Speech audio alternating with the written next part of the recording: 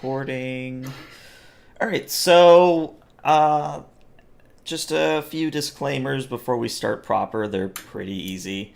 This is, of course, a Star Trek Adventures campaign. Hopefully, none of you came into this thinking it was Star Wars. Whoa! What? Wait, who? Wait, I don't get a lightsaber? No, Damn. no lightsabers, unfortunately. Whoa, hang on. Can I have Hang the on. Star Trek equivalent of a lightsaber, which is a lightsaber? Hey, we do have a holodeck. Is Star Wars canon? I would feel Someone- like 20th century or 21st century cinema would be canon, yes. Someone yeah, told but me this It was was all Buck lost in Rogers. the eugenics wars in '92. No record of it exists. Someone told me this was Buck Rogers. I mean, it's not Buck Rogers. Beady, beady, beady. Oh Lord. Alright, so it's a good thing that we're all here for the right thing then. I just again wanted to reiterate a few simple rules just to keep things civil. Obviously this is my first time and first session with the system. So if I start saying things that are wrong via the book, or if I start, veering off the track, I don't mind a little guidance. Again, this is pretty much a learning experience for a lot of us. So I think it's probably no surprise. I think I've told a few of you guys that just to get our bearings, and because it more or less covers most things, we're going to go through the adventure in the back of the book. And of course, I'm going to add my own little personal flair as much as I can to it. Another small note is that we are trying to fit in with Star Trek canon, as Mr. Tejan will do, or Tehan, I will get it right I was eventually. going with. As Mr. Tehan will say in his captain's log, which is how we'll start each session, is I'll have the captain do a captain's log, similar to TNG. But we're trying to keep it around the timeline of when Voyager goes missing and right before the whole Dominion thing kicks off with the founders in the Alpha Quadrant and whatnot. So the point of all that is, if I'm like doing something egregiously wrong about canon, if I bring up everybody now has lightsabers, feel free to call me out on it. But if I'm like getting a minutia wrong, I wouldn't fret too much about it. We're all gonna make mistakes here. Let's see if I have any other notes that I need to say before we begin. No, I think that's pretty much it. I'm eager to dive right in. So, Share your Twitch channel and I'll host it. okay, yeah. Let me put it in Discord real fast. Of course, it would help if I actually had it up in case someone speaks in chat. Do. And while we're playing, do we need to have that Twitch page open at all? Or? Oh no, not at all. Okay. It's the whole point behind the Twitch recording is as a recording, just in case my local copy goes down for whatever reason. But you never know. We might have a viewer or two, but it's not the main goal. So don't worry about me, quote unquote, catering to the Twitch audience. But unless anyone has anything else, let's just go ahead and dive right in. All right. So, Tihan, why don't you kick us off with your captain's log? All right. Begin Captain's Log. Stardate 48307.5. After promotion and a brief shore leave on Krill, I am en route to Narendra Station for my next assignment as captain of the USS Arcadia. I've read the service reports of my senior officers, and I look very much to meeting them in person. The Arcadia is being refit and prepared for her next foray into Starfleet's newest frontier, the Shackleton Expanse. Our mission, to explore strange new worlds, to seek out new life and new civilizations, to boldly go where no one has gone before. Very good. All right, so to kind of set the scene now that that's going on, so all of you are aboard a Danube class runabout, which you should now see on Roll20. And relevant to your journey thus far, it's been about 3 or 4 days since you last left I believe it's Starbase 36. Basically, a starbase en route to the Narendra Station. At Narendra Station, I can speak today. So far, you've kind of gotten time to talk with one another, but you haven't like gotten to the meat of the conversation yet. But what I'd like to do is I'd like everyone, and we'll start at the top in Discord and we'll work our way down. I'd like everyone to introduce their character and to give us both a brief description of what they look like and anything the players would have learned or the characters would have learned talking to them up at this point. So let's go ahead and start with the captain. So yeah, I am Captain Athos Tahan. I am a Trill.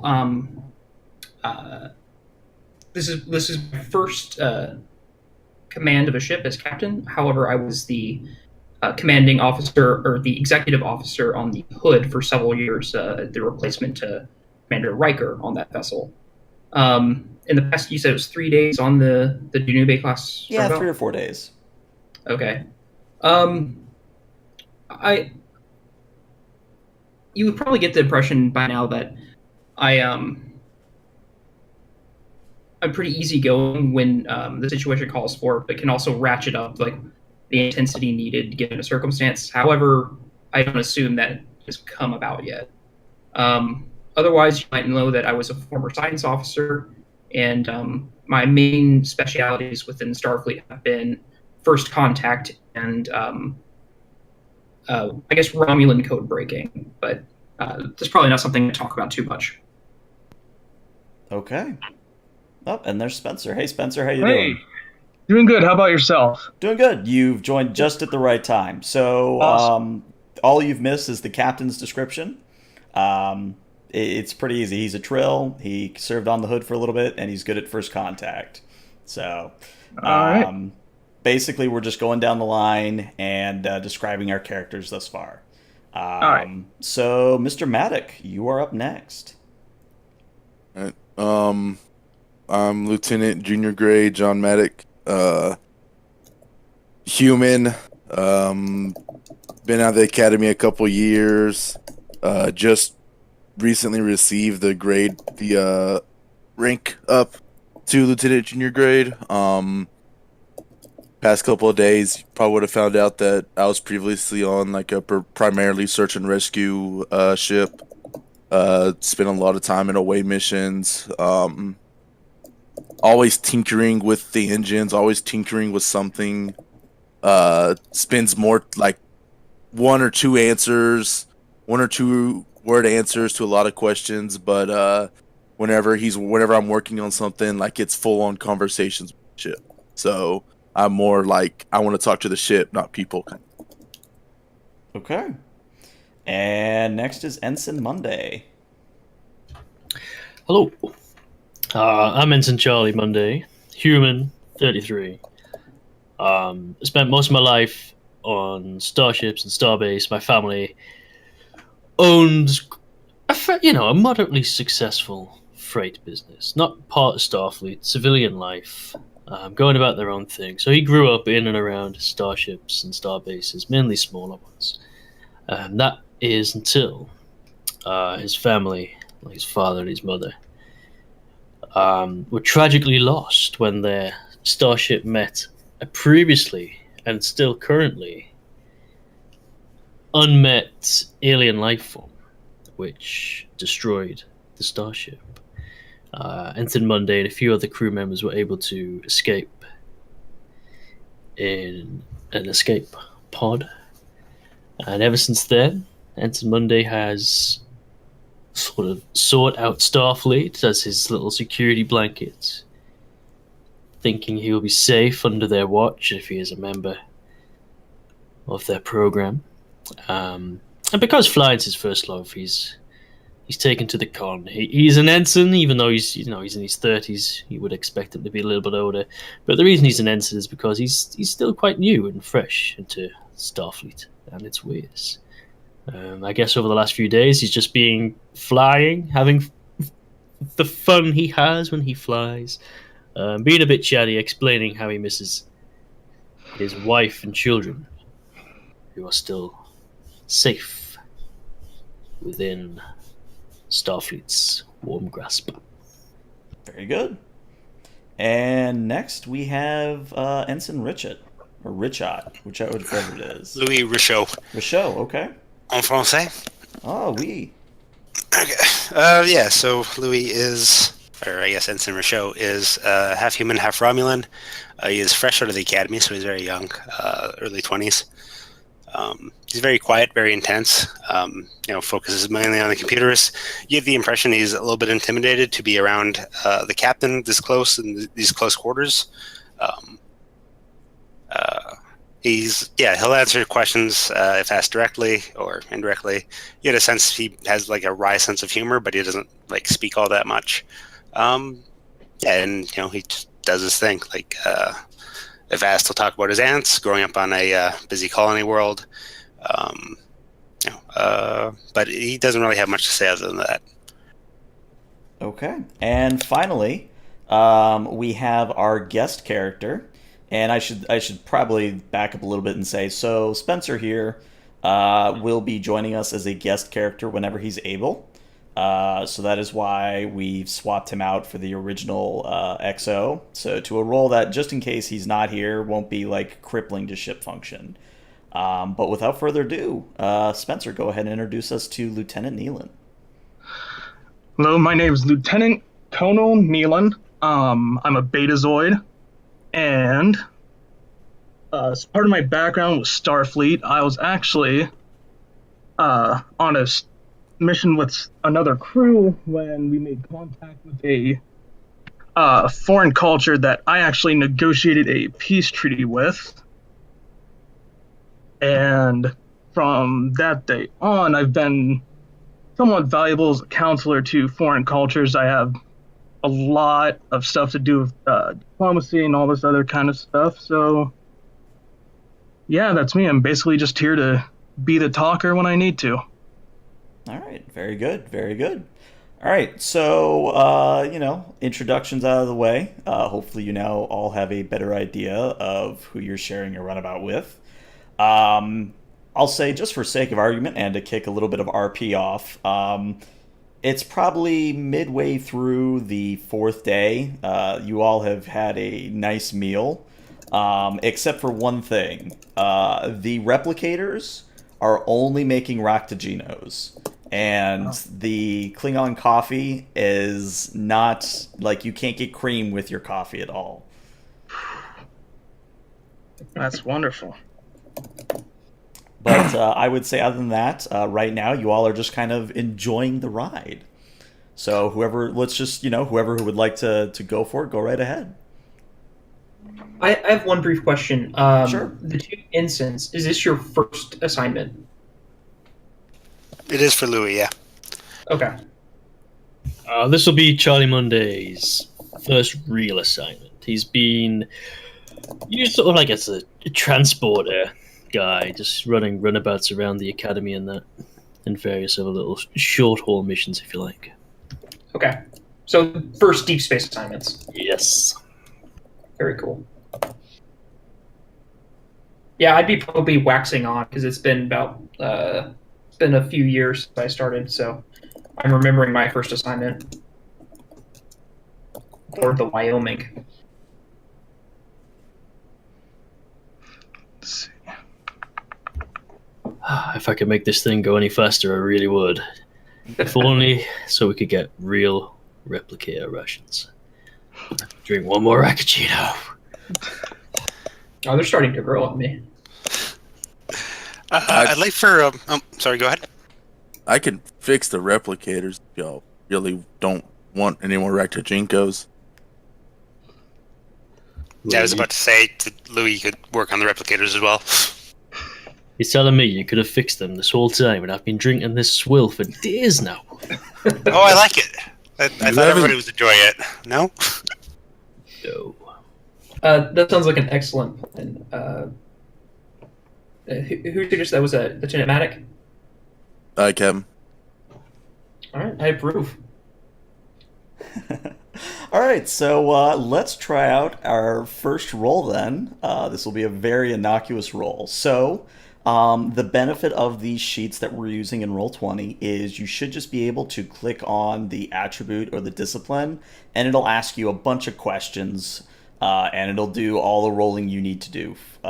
So for this, I would say that this would probably be a reason plus engineering.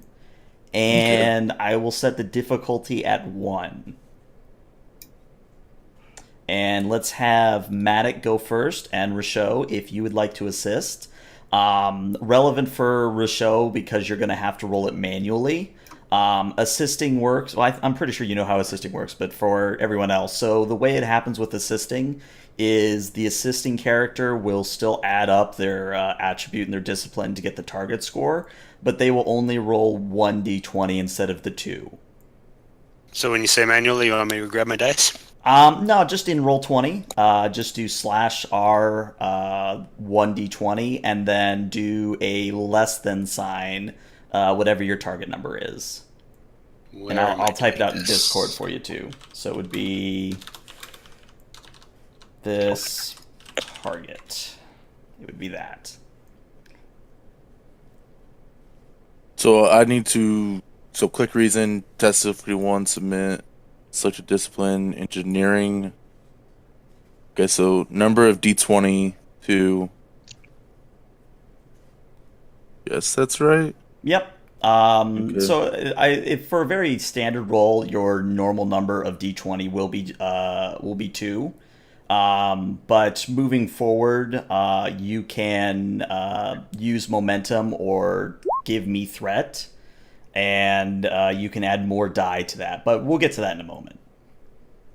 No, I don't have an applicable focus. Okay, very So good. 3 successes. Yeah, so a whoever. Well, I guess I should back up also a little bit. So, who is going to be calculating everyone's momentum? Ooh. I don't Keep know. track of it. Okay. As long as someone is keeping track of it, that's good. Basically, I'm gonna let you guys handle momentum on your own. Just keep yourselves honest. Obviously, I'm keeping track of my own threat, and I'm not going to show you that.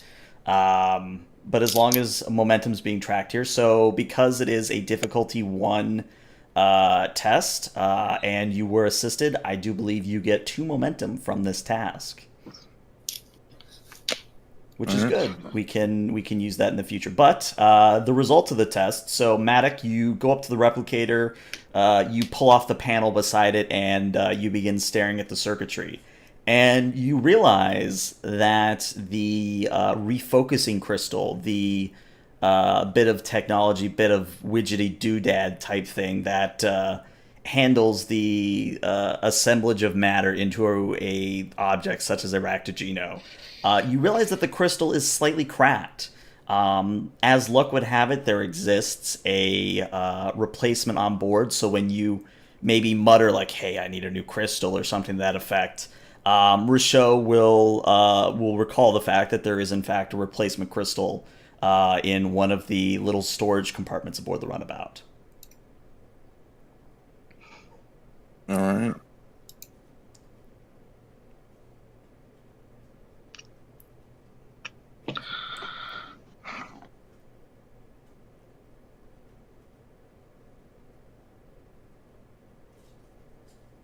So I'm guessing since it's done, I'm just gonna turn to what it was. I'll just kind of turn around and be like, "Okay, it's fixed. You can get whatever you want now." Sure, we'll Okay, get a what? Raktajino, but a really fancy one. You're still gonna drink one? Yeah, no, these got me through the academy. Ugh. All right, so Richaud, you're going for another Raktajino? Yeah, but like a frappe or something, right? like a mocha Raktajino. Sure. Roll me a 1d100. So it's very similar to the 1d20. You would just put 100 instead of the 20. And I'm doing this mostly for flavor. It doesn't really have a huge effect on your Rectagino, but I have these random charts I like using sometimes. Whatever that Klingon guy is, he's probably rolling whatever grave he's in. All right, so 49. So the replicator seems to work. It does that little hum and a mug full of Ractagino forms. And when you go to take a sip, you realize that there's a hint of vanilla. It enhances the flavor of the dark Klingon coffee. I would say that on a scale of 1 to 10, 10 being the best coffee you've ever had in your life, and 1 being, why am I drinking this dirty water? I would say that this is probably about a 7. It'll do.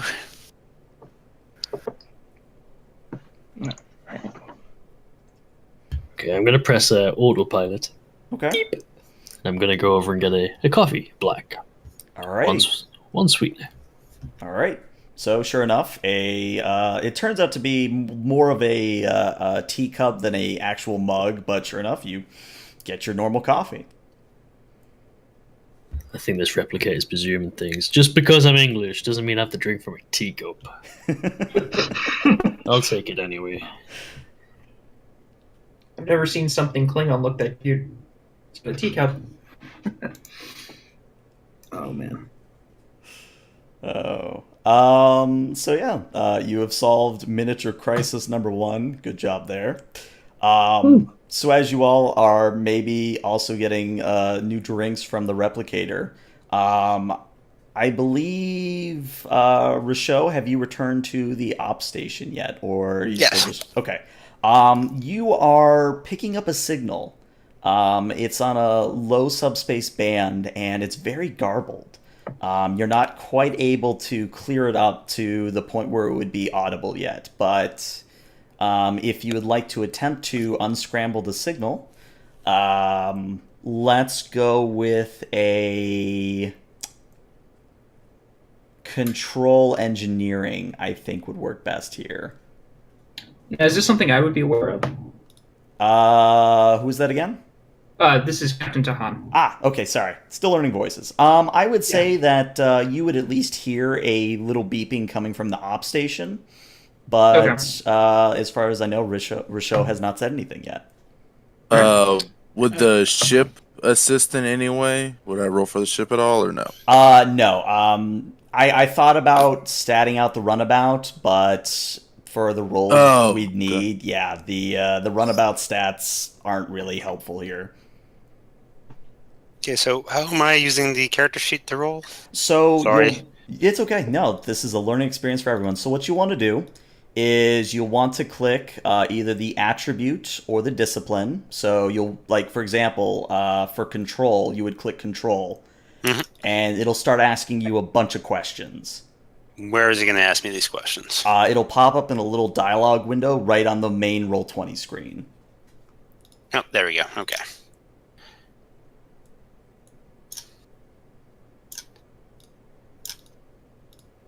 All right, so what's the difficulty of the task? I'm going to set it to 2.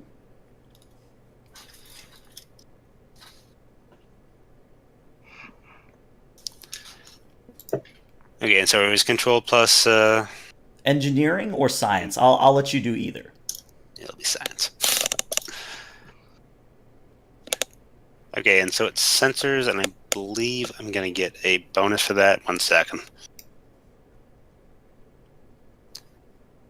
It is using the sensors, right? Yeah. Okay.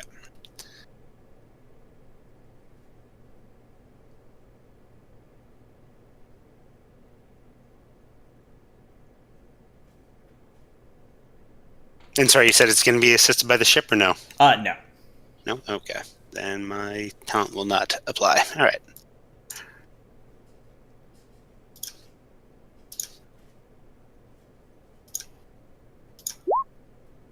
Okay. Okay. So this is a good time to bring up the rule of a success at cost. So in order to pass a test, for example, of difficulty 2, you need to score 2 successes on your rolls. So the difference is when you succeed at cost, is that there is some sort of complication or effect that that comes into being. So for this instance, when you try to unscramble the signal, you're only able to clean up a few words from the transmission.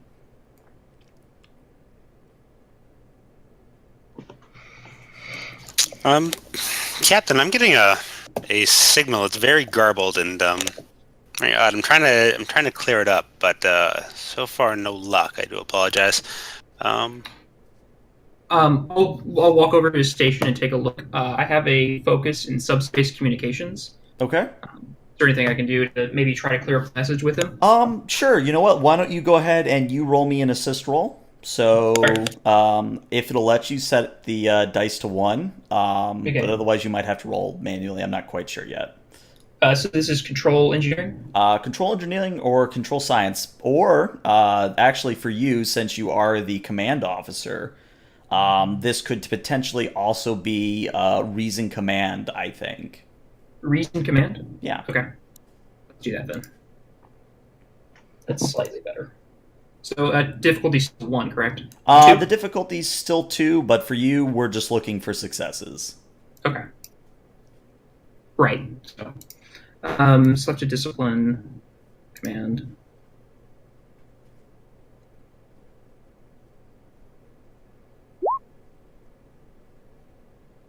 Nope. Okay. So, Captain, you go over and you attempt to apply your knowledge of subspace communication, but the problem isn't so much with you or the runabout. It is the problem is at the source, from what you're able to tell. Okay. Let's see. Who's stationed at it again? I'm also struggling to recognize voices still. You are currently at Lieutenant Rocheau's. Shows. Okay. Or Ensign Rocheau, sorry. I'm getting ranks mixed up now. Ooh, I got a promotion. Sweet. Yes, you've unscrambled one signal. Promotion. I haven't unscrambled it, though. I tried real hard. And did we get any information from the transmission, as garbled as it is? Well, I'm just waiting for someone to say that they play it aloud. Well, I think we should do the success at a cost thing, seeing as, when we transition scenes, we do lose momentum anyway. So we have 2 momentum right now. So if we spend 1 and use it to get that second success, does anybody have an objection? No. No. All right, let's do that. Okay. So, you work at it a little bit more, and when you go to play it over the comm of the runabout, all of you hear a still slightly garbled message, but it's something along the lines of, and I'm going to attempt to do a little bit of sound effects, so bear with me here. So you hear, urgent aid required, Xerxes 4, science team, iron storm, send help, grave danger. Wow. I'm going to you'll see me kind of like look at, I guess, where the speakers are look at the close speaker and just kind of mumble to myself, and I thought I was done with search and rescue bullshit. I'm looking over my shoulder back towards the captain. Waiting. Yeah, I'm trying to figure out where Xerxes Station is from our current location. Okay. You would know, or at least Ensign Monday would know because he's at the con. You would know that Xerxes 4 is actually about an hour from where you are currently. It is more or less on the way to Narendra Station. It's on the way, Captain. About an hour. Ensign Monday, change course. Certainly. So I'll change course. Excellent. So, you type it in, and the runabout slowly shifts in space and begins heading towards the direction of Xerxes 4. And, Rocheau, since you're still at Ops, I would like you... you know what? I won't even have you roll for this quite yet. As you get closer to Xerxes 4, the sensors on the runabout are beginning to detect a massive ion storm in system. Captain, looks like we might be in for some turbulence coming up. There's an ion storm in the system. Ensign Monday, how are you feeling about that? Piece of cake. Here we go. If that's all right with you, Captain. Proceed. Yes, sir. Okay. So when you finally arrive in system, and I should say, small sidebar here, if I ever jump ahead and you actually want to do something with your character, just tell me to shut up. I'll shut up. But when you arrive in system, in the Xerxes system, I would like Ensign Monday, I'd like you to roll me a daring or control plus con task with a difficulty of 2. And I'd like I'm going to keep calling you Lieutenant, Ensign Rochelle, to roll me a control plus engineering task. That one will be at a difficulty of 1 right now. So that was a daring for Or Ensign control Monday. plus con. Okay, so daring. Task difficulty was just 0? It'll be a difficulty of 2. And do we still have 2 momentum from the previous scene, or 1 is momentum. this a new scene? Because you spent Okay. 1. And that's with 2 d20. Yes. Oh wait, we used the momentum for success at a cost. Yes. Yeah. Okay, I understand. Okay. The role that I'm making, is it as an assist or is it as a separate role? I'm going to say it's a separate role for this. The pre-written adventures say it's an assist, but I think it should just be a separate role. Okay. Am I going to have an applicable focus? Like, what exactly am I doing? You are basically charting the ion storm. You are trying to chart the pockets of least turbulence. Sensor operations, would that apply? That would apply. Sexy. Helm operations or small craft would be okay for applicable focus. Yep. Champion. Is there a way I could use my engineering magic to do something with the engines to make it a little more nimble? Sure. Roll me, and this will be an assist on Monday. Okay. Roll me a... Let's call it a control engineering. Control engineering.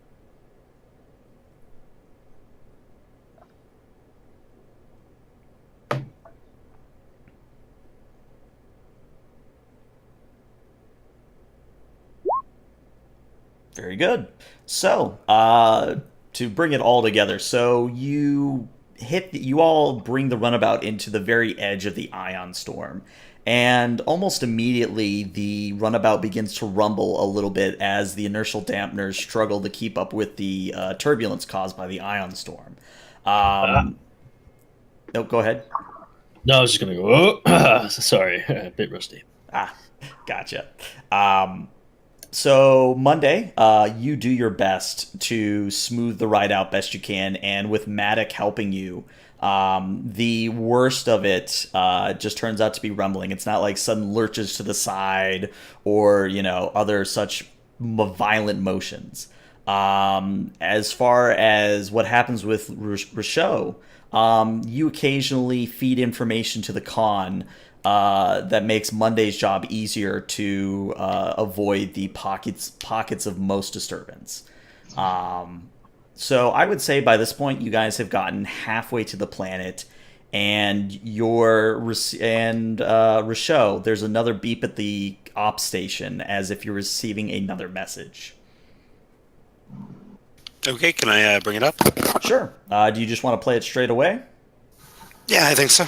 Okay. So this time, I should have said before, the first message you got was a female voice. This message is, I would say, unmistakably masculine.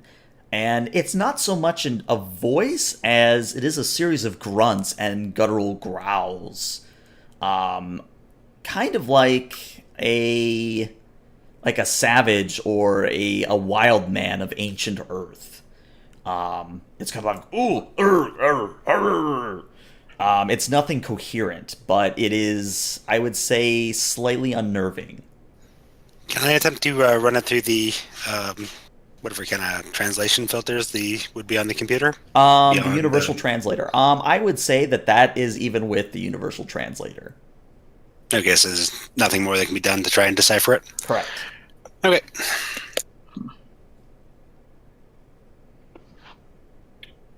What do I know about Xerxes? If you go over and you pull up a quick little tidbit from the computer, so you know that Xerxes 4 is an uninhabited Class M planet, and as far as the records are concerned, there's no sentient life on the planet, save for a Federation science team.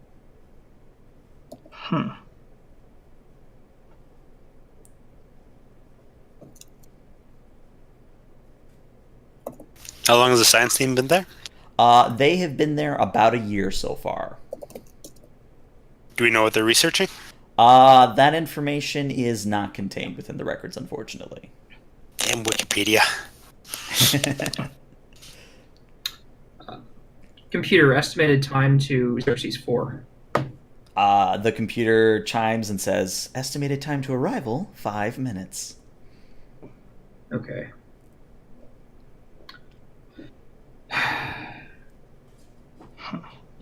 Can I do a scan of the surface, trying to find maybe the science team, if we know where they're supposed to be, or any other signs of... Yeah, sure. I would say that due to the ion storm, you're definitely going to have a higher difficulty here. So it's another good opportunity to introduce some bring up a mechanic. So I would say this time the difficulty would be at a 3. And this is where you could start spending momentum or adding additional die. So again, the way the system works is no matter what the task is, normally you only roll 2d20. But obviously, because the task is a difficulty of 3, the only real way to pass that on a 2d20 roll is to roll a 1 on one of your die, because a 1 counts as 2 successes.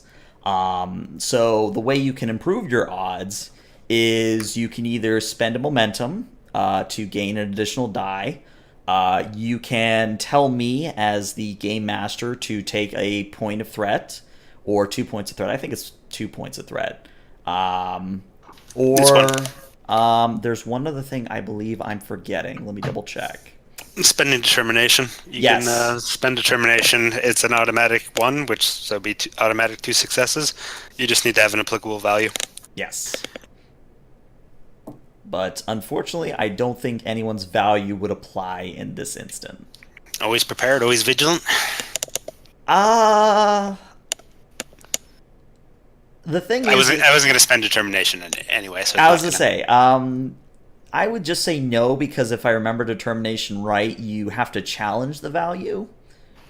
No, not quite. Not quite? There are 3 different ways to use determination, or values in determination. So you can use it to create a positive circumstance as an advantage, and that you spend the determination to do that. You can gain a determination by, if it's applicable, by using one of your values to create a complicated situation. Like the example they give in the book is when Worf refused to give blood to a Romulan prisoner. That would have created a complication for the Enterprise crew, but he would have gained determination for doing so because it's one of his values. Okay. And the challenging a value means that you would use it to, again, spend determination so you get that value. But at that point, you no longer get to use that value. You cross it off the list. And then at the end of the mission, you could replace it with something new. It would be like if something was to happen to change your perspective. So your value would actually change from that. So those are the 3 ways they have for using values and determination. Okay. Very good. Obviously,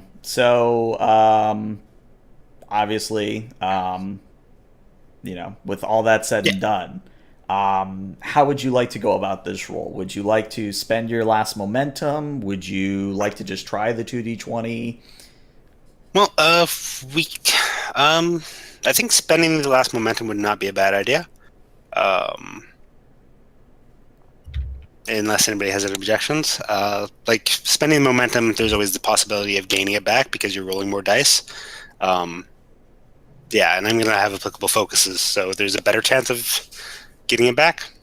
I don't see any disadvantage to doing so. I like that. And if I'm still at the op station, can I assist on the roll? You know what? I'll let you assist. Okay. I forgot this last time, but because I'm an advisor, if I'm assisting with my command ability, the primary leads, in this case for show, will get to re-roll 1d20. Nice. Very good to know. Okay, so for Rasho, I'm going to call this a insight science. It seems like an insight science to me. Of course, you can argue for something else if you'd like. I mean, I would definitely like to. Insight is not so great.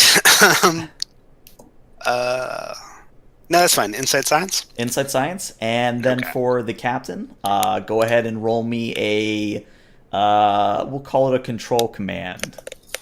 Okay.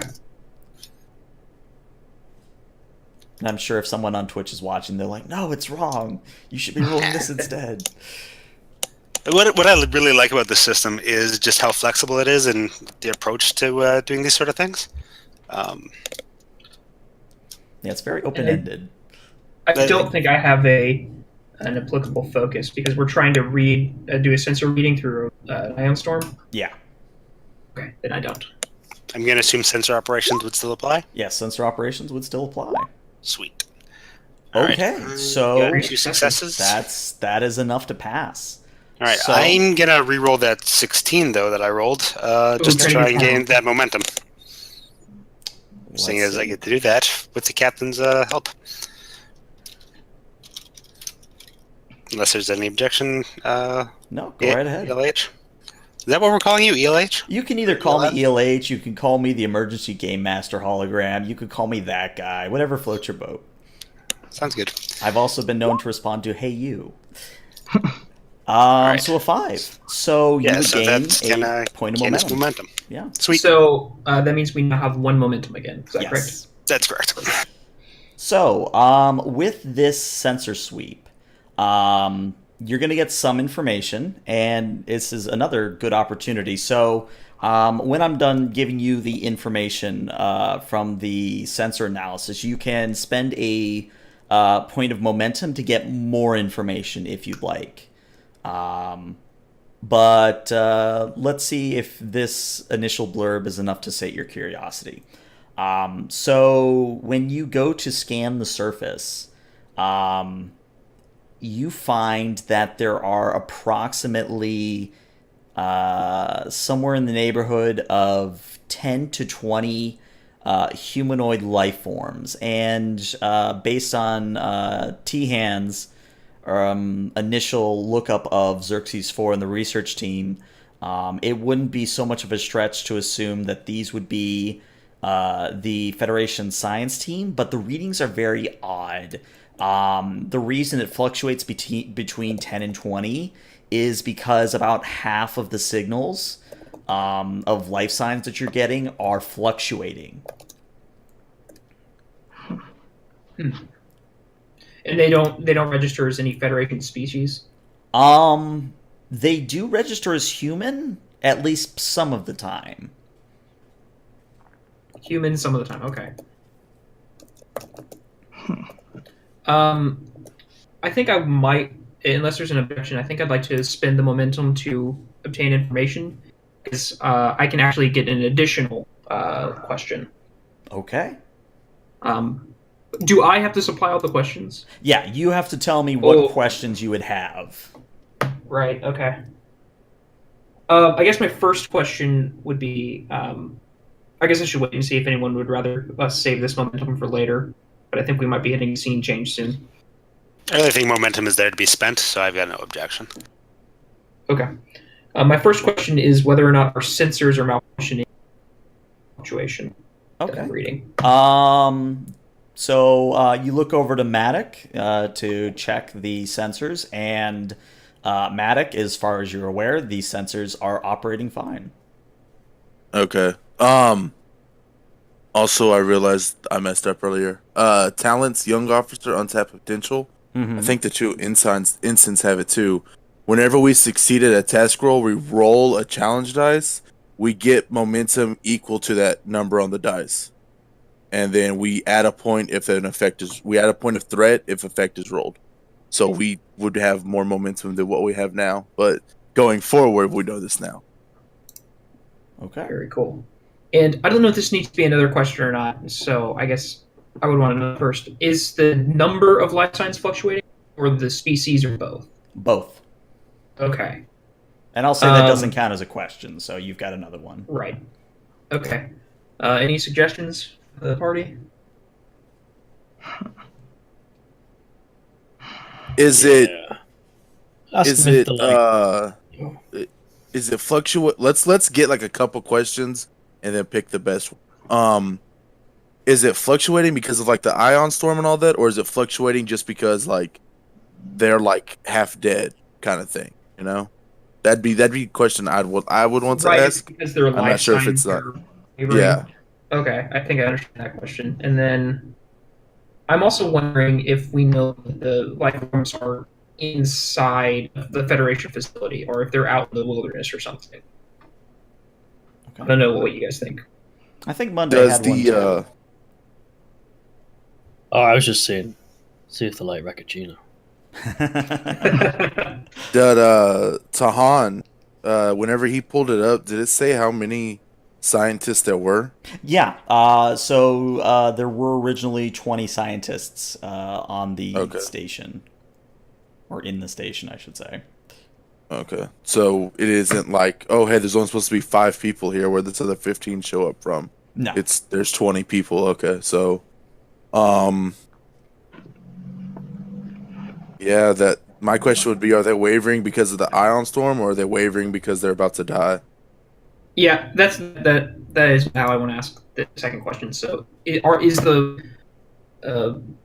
the reading fluctuating because they're in some kind of medical distress?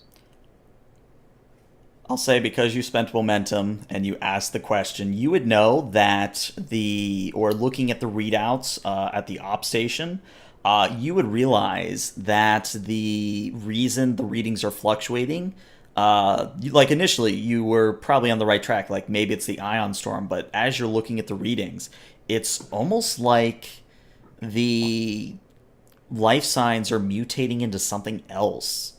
But into what, you're really not sure. Okay.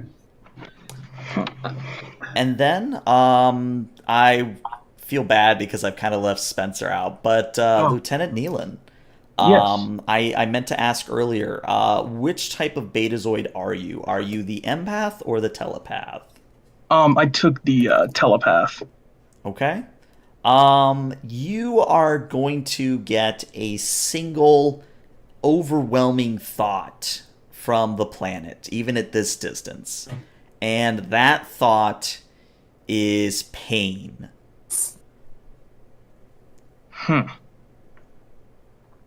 Okay. So, and the only people that are on Xerxes 4, as far as we know, is the science team that's on there. Oh, you cut out a little bit there. Oh, sorry. So as far as we know, the only life forms on Xerxes 4 is the science team. Mm-hmm. Okay. Let's see, where... I guess at this point, probably turn to Captain... I'm sorry, how was the last name that said? Tahan? Yeah, that's right. Okay. I would turn to Captain Tahan and be like, I just received... Apparently, whatever is on there, there's a bunch of pain coming from that planet.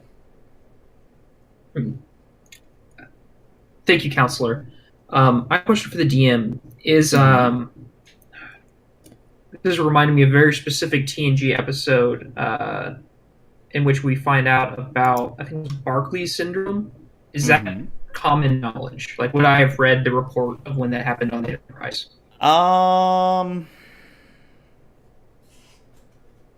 I would say no, not in this instance. Okay.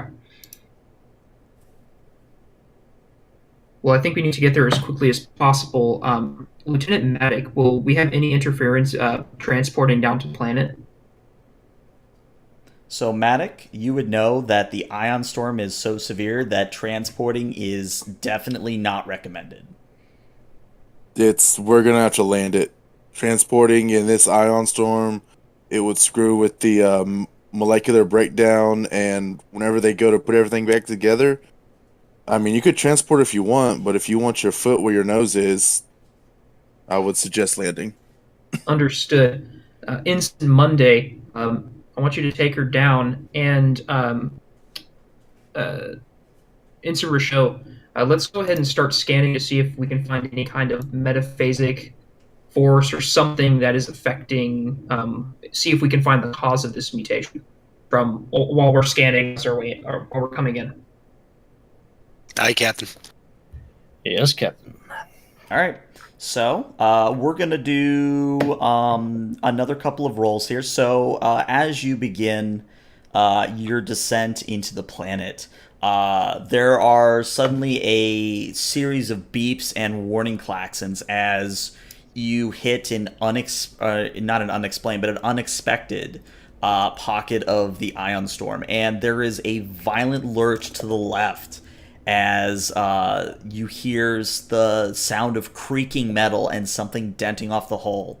And Maddox, initially you look at the readouts and you realize that the starboard power couple has buckled, and you are losing control of the runabout. At the same time, Ensign Monday, I'd like you to roll me a I believe it's still. Let me find it again. It's here somewhere. There it is. You would, in this instance, it would either be daring or control plus con. The difficulty would be still 2. Is 2 difficulty just like the default setting? Yeah. Or yeah, so no extra difficulty has been added. Nope. Cool.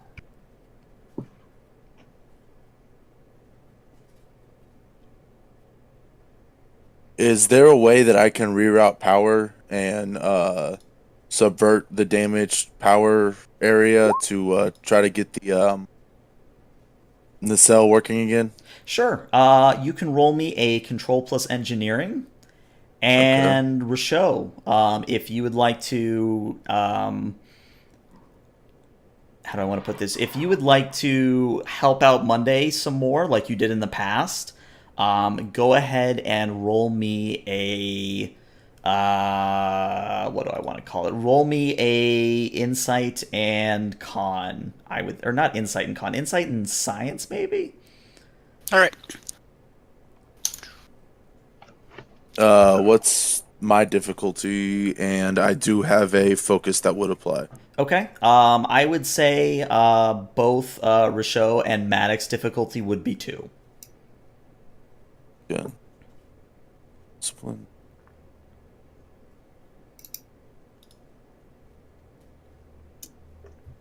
Trying to compensate for that buckled whatever it is, but it's pulling us to the left. Someone help us out. Okay. So, Maddox, you work very fast at the engineering console, and you do your best to reroute additional power to the structural integrity field and compensate for the problem in the left nacelle. But it's definitely still affecting Monday. Like, Monday at this point is having difficulty keeping her straight. It really feels like you're going down at this point. Okay. I'm gonna do the talent. Where's the untapped potential thing? Mm-hmm. So.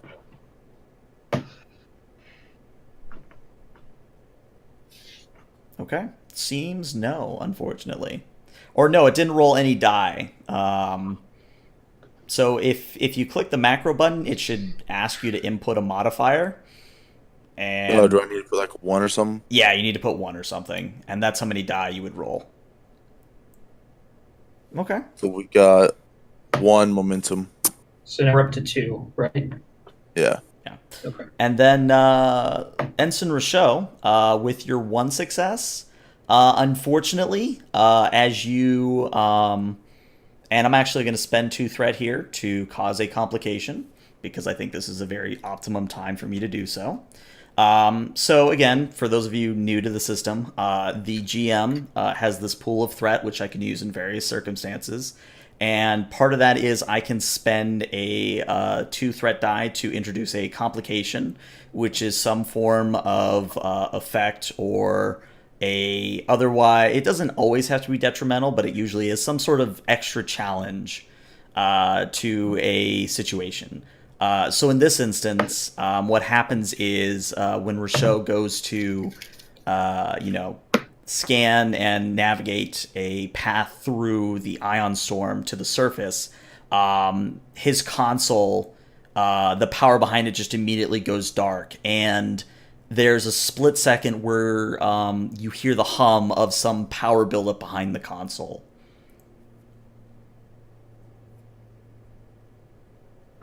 That doesn't sound good.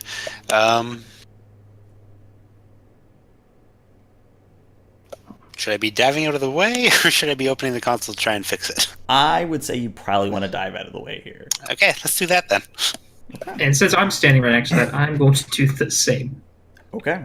So I won't have you roll for this, but both of you dive out of the way just in time as the sensor and op station more or less does the stereotypical blowout that you see in every single Star Trek episode ever. It is... I mean, you would have to, take a little bit of time to determine whether or not it's completely shot, but for the moment, you are without your op station. I think we might need a boost to shields and inertial dampeners now.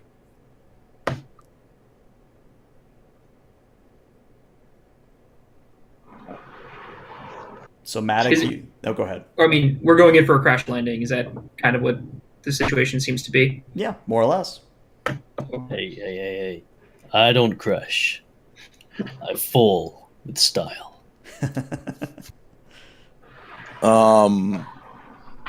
If neither of them are injured, is there a way I can try to start working on repairing the op station? Normally I would say yes, but since you are plummeting through atmosphere, it's not something you can do right away. Okay. I'll try to put more juice into inertial dampeners and shields. That way we don't die on impact. Okay. I approve of that plan. All right. No, go ahead. Can Rochelle hop into the co-pilot seat and reroute ops functions to there? I would say he can reroute very rudimentary stuff to it. All right.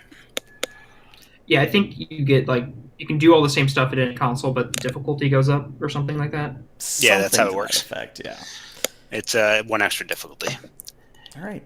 So, I'll do my best to find somewhere soft to land this thing. oh yeah. So the rumbling gets worse and worse as you plummet towards the planet, and out of the windows of the runabout, you see a kind of a rocky yet forested landscape before you. Like, there are these great sweeping cliffs that then have these massive forests that lead up to the edge of the cliffs. And the runabout gets closer and closer to the ground, and you can audibly hear almost like a jet engine whine is how I would describe the sound of the runabout coming closer and closer to the surface. And right before impact, does anyone want to shout anything? I mean, Brace for impact. yeah, brace for impact. Okay. So, multiple people shout brace, and sure enough, there is a violent lurch that sends anyone not in a seat at the moment, is going to send them sprawling to the floor. And those of you in your seats, it's kind of like being hit from behind in a car. You're buckled forward into the console. Not enough to hurt you, or any lasting injury, but it definitely hurts. And you audibly hear outside the runabout just scraping along the ground and multiple trees hitting the hull and snapping in half.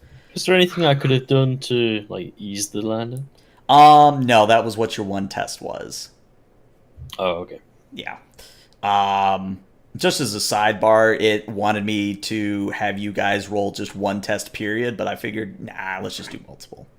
But yeah, when the runabout finally comes to a stop, there is a noticeable period of silence. And let me move you guys over to this map. So, when you come to a stop, the shuttle's power goes dark. And there is just enough power left for you to open the doors if you so wish.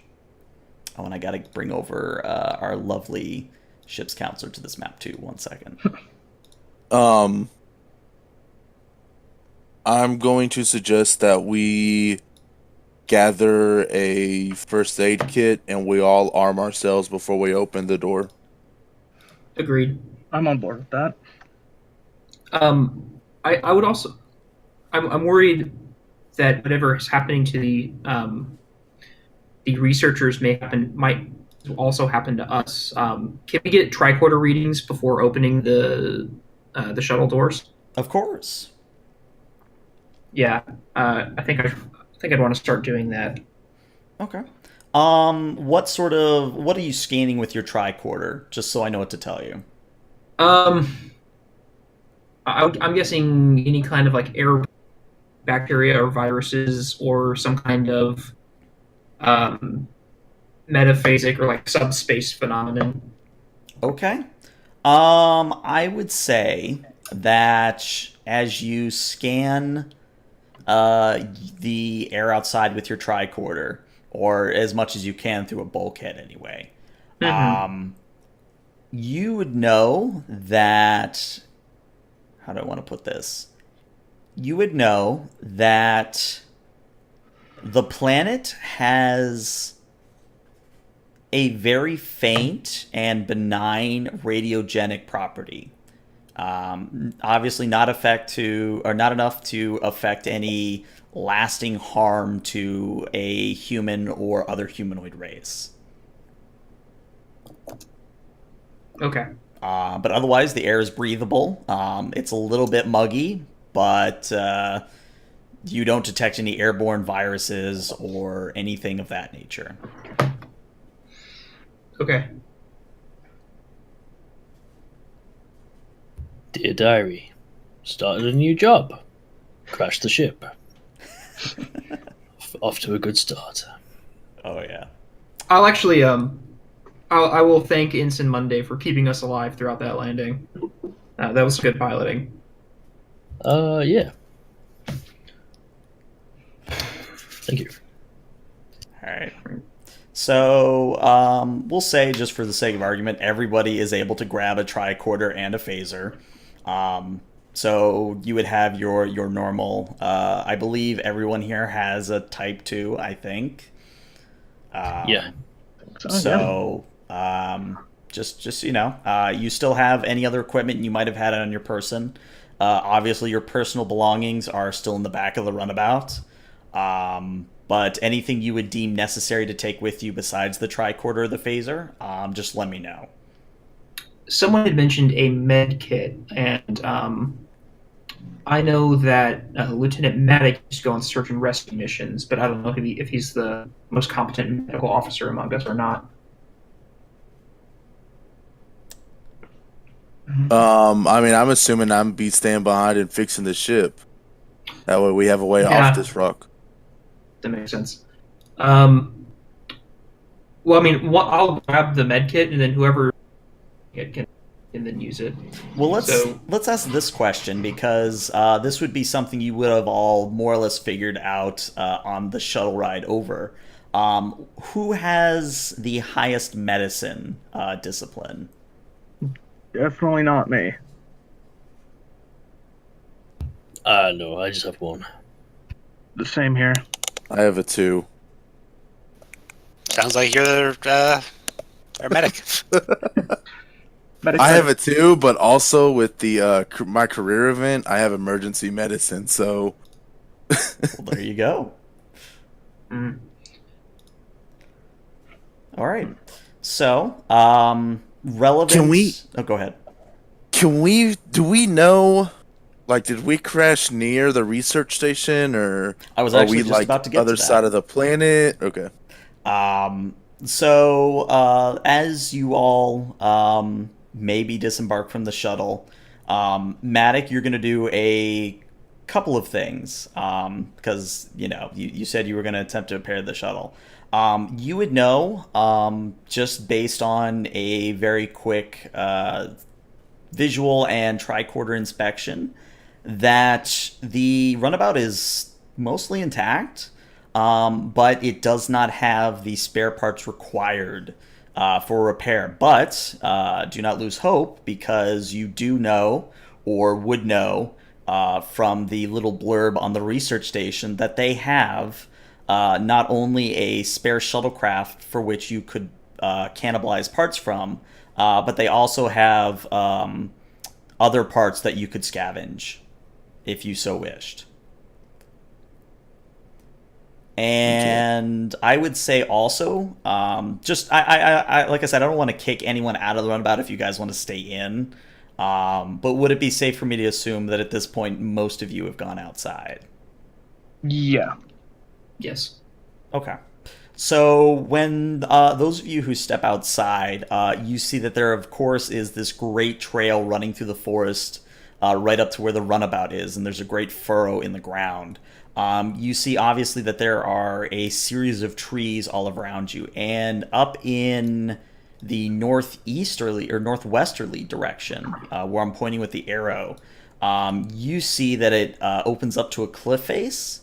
And you can see from here that in the distance, about 5 kilometers from here, on a cliff face that is, you'd have to get closer to really determine what's between here and there. But you see on a cliff face in the distance the research station itself. Okay. Okay.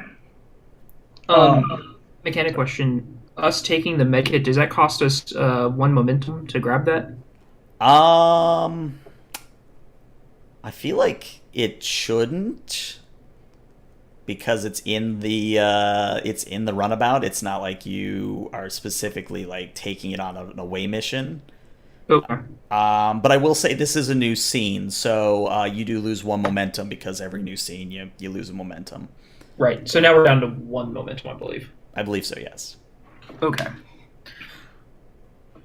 So, how bad is the damage to the ship?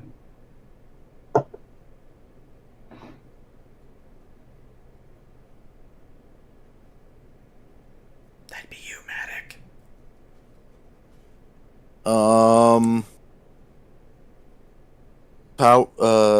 Besides the problem with the left nacelle, I'd have to look at it for a little bit. Okay. I guess I can roll to see what's all wrong with the ship. Yeah, roll me a insight and engineering, and I'm gonna make this a difficulty 0. So difficulty 0 tasks, you could choose to just succeed, but you could also roll, obviously at the risk of getting a complication. But this is a challenge 0 is a good way to build up some momentum as well. Okay. I also get an additional D20 because I know my ship. So I get a free D20. Alrighty. So I think in total you're rolling 3d20, and the challenge is 0. So just don't roll a 20 on those d20s. Let's check. 17, a 2, and a 4. You're fine. So you get 2 momentum. So Matic, as I said, you know that more specifically this time, the op station and the sensor suite, the control processor is completely burnt out. Will need replacement. The power coupling on the left nacelle will also need a replacement. You also know that, unfortunately, the replicator has broken yet again. No. We're back to Rectogeno's, boys. And Wonderful. no.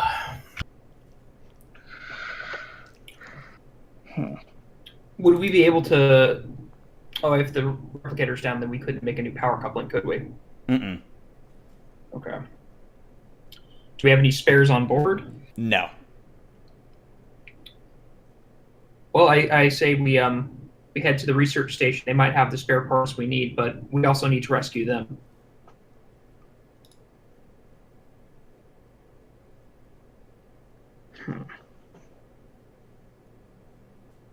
So we start walking.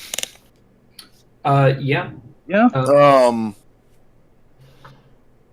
If communications isn't down, is there a way that we can send out like an SOS?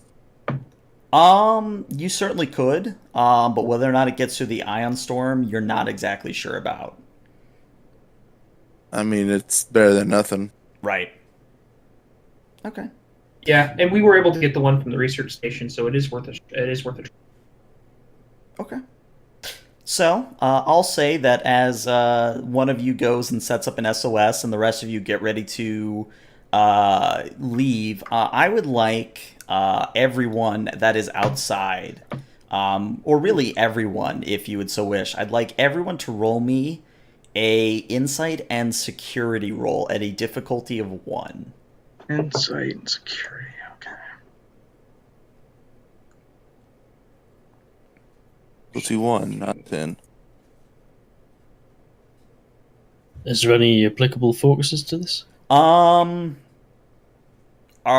any of you skilled in forests or tracking? Nope. No. No. The closest I have is infiltration, but that's more of like a first contact thing. Yeah, that's definitely not applicable here. Okay. Okay, so I think let's see. Monday got all right. So that's 1 momentum, 2 momentum, 3 momentum. Okay, so everybody succeeds, and you gain 3 momentum into the pool. So I think you're up to 4. Okay. And what you all will notice, and of course you'll realize this kind of more or less at the same time, is that there are humanoids hiding in the forest, and I'm gonna slowly put them on the correct layer here. And these humanoid-like creatures, they look like Neanderthals. They have these rocks and clubs that they're, raising above their heads and throwing rocks at you. But you also would notice, almost right away, that there are the tattered remains of Federation-issue uniforms that the science team might wear that appear to be on their person. And finally, you would also realize that one of the Neanderthals has a phaser on his person. Wow. Is he wielding it? He is not wielding it at the moment, no. They murdered the science crew and took their clothing. The only thing left to us is revenge. So, You'll see what I see, right? Yeah. Set phasers to stun. Yes.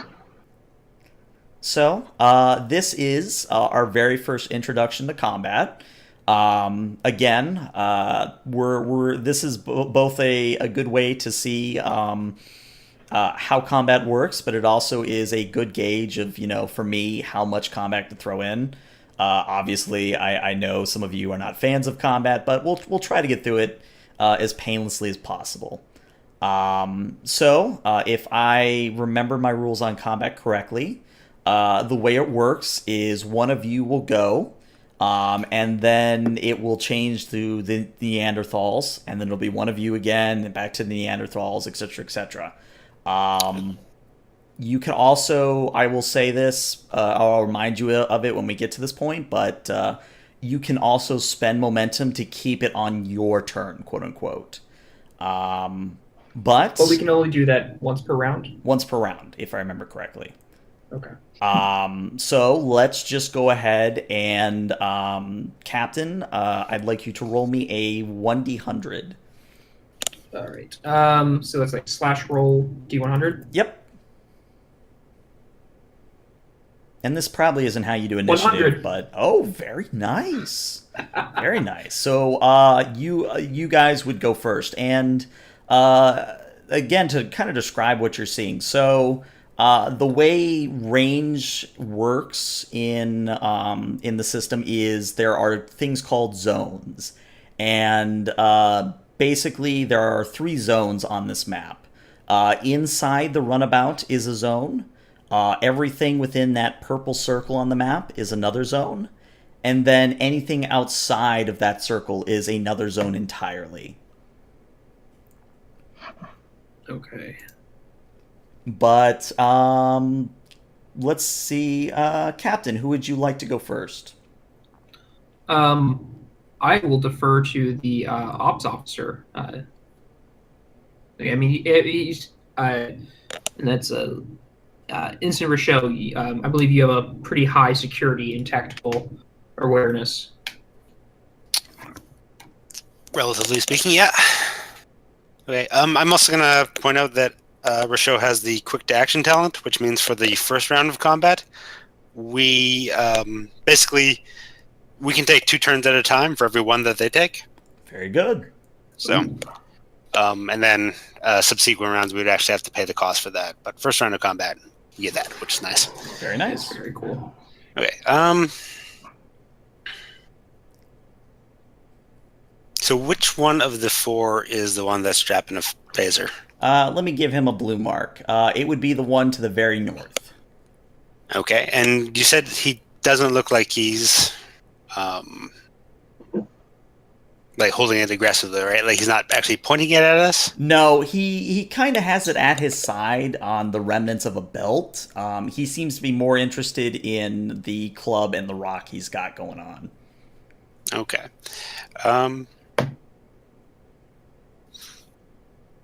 And so, okay, so there's going to be a like a swath of dead trees behind us, right? That got knocked over by but we're in a relatively heavily forested area other than that? Correct.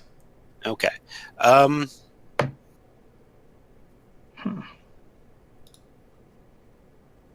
Can I spend 2 of our momentum to say that between us and the Neanderthal with the phaser, that there's going to be another zone of a dead tree that has fallen over and it's going to provide us cover?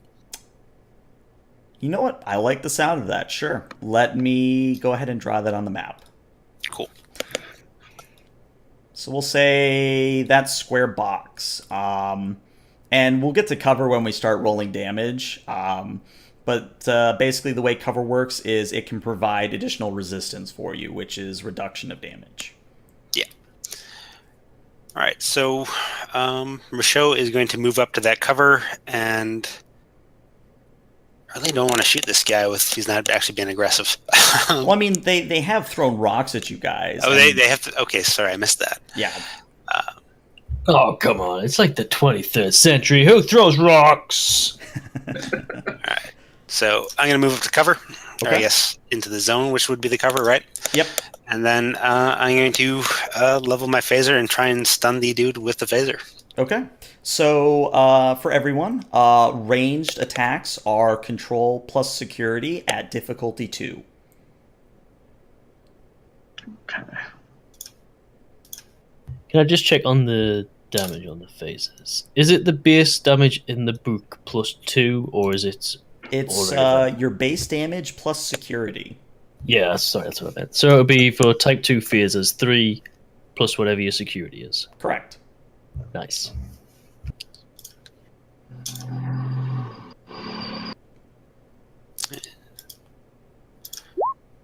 Okay, not great with phasers, and that is evidenced by the Ooh, fact that I you got a 20. completely booch it. Oh, So, I'm going to say, as the complication, Rochelle, when you go to use your phaser on the Neanderthal, what happens is you go to point it at him and depress the trigger or the button, I forget which it is. The phaser shorts out and is completely inoperable. of course I grabbed the dustbuster damage in the crash. Lovely. Yep. So, I believe Rochelle. that is... Oh, go ahead. Try throwing a rock next time. He's going to be looking around for a sturdy stick. There are plenty of those to go around. Beauty. But that will be Rochelle's turn. Who would like to go second before the Neanderthals go? So you should point out we don't necessarily need to go like 2 at a time. It's just an option available to us. So if there's a tactical reason why we wouldn't want to, then that is there as well. I'm considering using my direct task because it'll give someone get to take an action on my turn, and then I get to assist them on the action. Is that how that works? I believe so. Yes. Okay, Yeah, and then my advisor would also kick on top of that. So what I'm thinking of doing is handing my phaser to Show, and then directing him to, I guess, use it. Okay, I should point out I don't have I'm good at hand-to-hand combat. I'm not really great with phasers, so. Okay. So if that is a concern, then yeah. Well, if that's the case, then I guess the order would stand the same. But we don't necessarily have to do that now if someone else wants to go. I guess Matt. I guess I can go. Okay. So I guess I'll fire at this one over here. Okay. So control plus security at difficulty 2. I have hand phasers as focus. Oh, so- very good. That would be applicable here. All right. I would hope so. Yeah. No, suddenly you all have disruptor pistols, not phasers.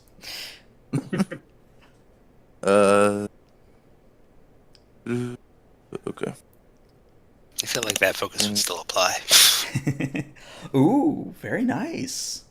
All right, so 2 successes means you hit it. So now what you want to do is there should be a little button for damage right to the right of the weapon. Name. Yeah, and you should just be able to push that button, and it should... There you go. So, 2 effects. 2 effect. Okay.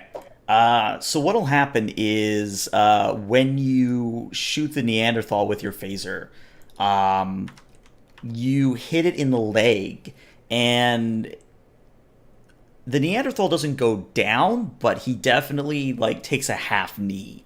And you get the sense that you have not exactly lamed him, but you have definitely hindered his ability to move around on that leg. Is that not actually 3 successes? Looks Looks like the focus would apply, yeah. Oh, yeah. So I guess you would get a momentum then. Nice. All right, we're up to 5. We're up to 3. I spent the 2 to create the cover. Thank you. Yes. Yep. And then do we get anything because of the effect? No, the effect is just mostly flavor stuff for me as far as I'm aware.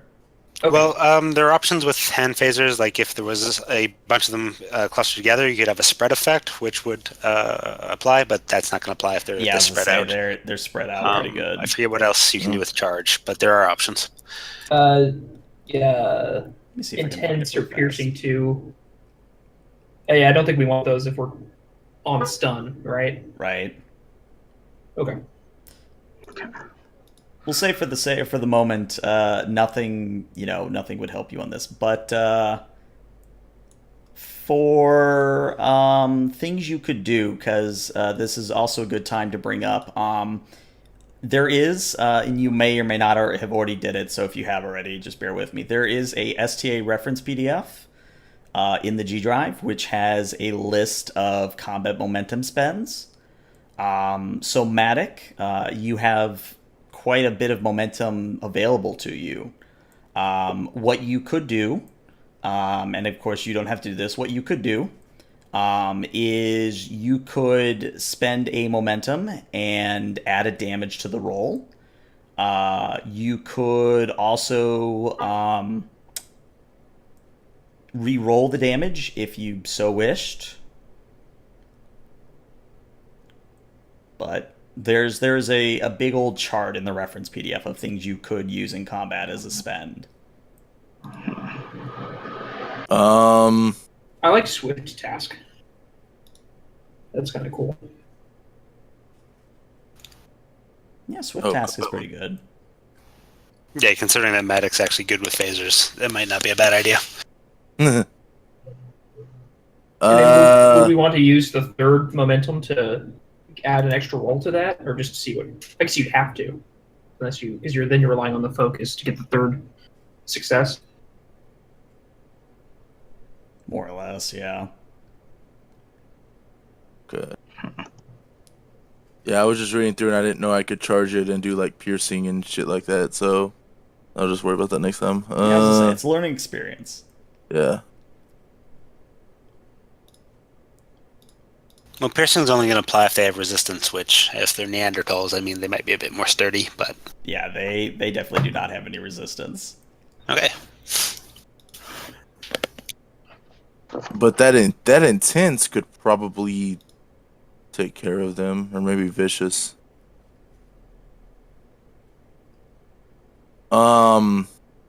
We probably don't want intense. We want to keep them alive. Yeah, but like the vicious one, so Yeah, the vicious is attack not bad. inflicts 1 additional damage for each effect rolled. So if I roll 2 effects, then that would have been 5 damage. So is there a way that I can like retcon having Yeah, charged it, so that way I can do the 5 damage? Sure, we can certainly do that. All right, and I think that's a momentum, because is that momentum? No, because no. you rolled the effects. Okay. You have to use your minor action to use the charge. Okay, it's extra minor actions cause the momentum spend. Correct. Right. Oh, yeah. Okay. That I don't. Yeah, I'm not gonna spend momentum unless y'all want to do something too.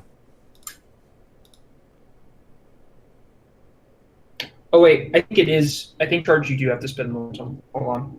I think I just had it up. Nope. You just have to spend your minor. Oh, okay. Very cool.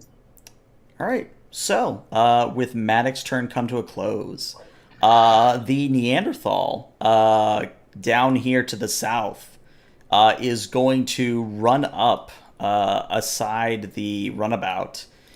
He's going to look between Maddox and Monday with a feral kind of look. And I'm going to roll a d4 here. Okay, Monday, you are the lucky winner. So, the Neanderthal is going to rush at you with a club overhead, and he is going to attempt to melee you. So, the way melee works is it's an opposed test. So, Monday needs to roll a daring plus security at a 1 difficulty, and then I need to roll my own daring plus security. So what do they have? They have a... Okay. Okay, so I need to get 2 successes on this. Less than 10. Oh, he rolled a complication. So, what happens is the Neanderthal comes up and tries to swing at Monday. Monday, you're able to duck out of the way of the swing, and the Neanderthal either is just not bright or he misjudged the weight of his club, because when he swings down at you and you dodge out of the way, when the club hits the ground, it flings out of his grasp and goes tumbling to the side. And he kind of gives a... but that is the Neanderthals go. I believe it is now between Nilan, Monday, and the captain. Okay. 23rd century. Clubs. Come on. 24th century in clubs. Well, that's even worse. Come on!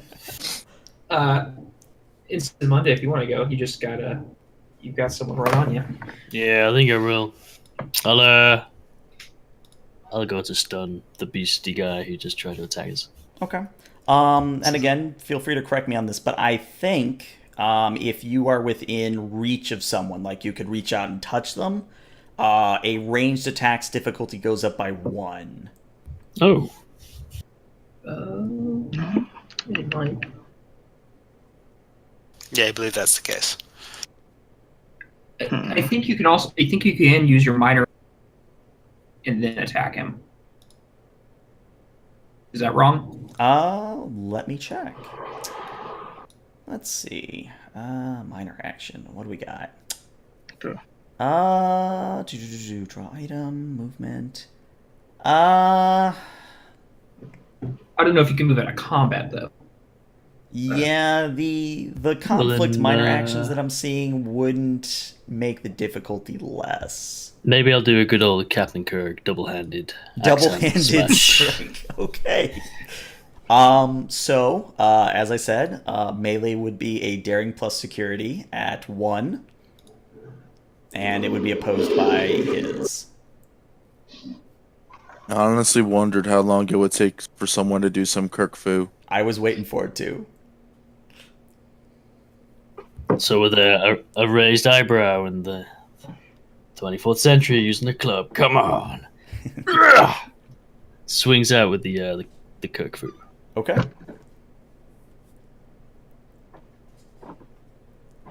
Okay. And he fails. So you smack him across the face with your fist cupped in the other. And go ahead and roll me 5, or your security plus your unarmed strike, which should be 2. So 2 plus whatever your security in challenge die. We're missing, what's your security? 2. Okay, so you would roll another 2. Oh, okay. Sorry, Should is I- the sorry to interrupt. Is the complication range increases if he's in melee range for a ranged attack? So it doesn't make it more difficult. It just means there's more chance of, like, you would roll a complication on a 19 or 20 as opposed to just a 20. Gotcha. I knew there was something. I wasn't sure if it was the difficulty or not, but good to know. Thank you. So the unarmed strike would be 4? Yes. Okay, I've added another 2. Do you want to just roll that again? Yeah, just roll it again. And I think We'll you can take the also first knock one. them down Yeah, if we'll- you get any effects. Yeah, we'll take the first 2 rolls. So you, in true Kirk fashion, you more or less just knock this guy out hard. Like, he goes down so fast that he might as well have been wet tissue paper. And for the sake of argument, he is knocked out cold. So I'm just going to mark him with a big old X. Ooh, X isn't showing up good. I'll put anyone who's knocked out with the big old negative sign on them. All right. So yeah, Monday, you clock him good, and everybody in sight can see this happen, and you would hear the thunk of the Neanderthal hitting the ground. Whew. Well, I've surprised myself with that one. All right, very good. Neelan or the captain, which one of you guys would like to go next? Okay. Seeing what Ensign Monday did, I'm like, cool, but I'm gonna move into cover, and I would like to take a shot at the Neanderthal with the phaser. Okay. Okay, so that is what again? It was Control plus security at difficulty 2. okay. Got it. Let's see here. Control 2. Discipline. Security. 2. Okay. Unfortunately, your shot also goes wide. Oh.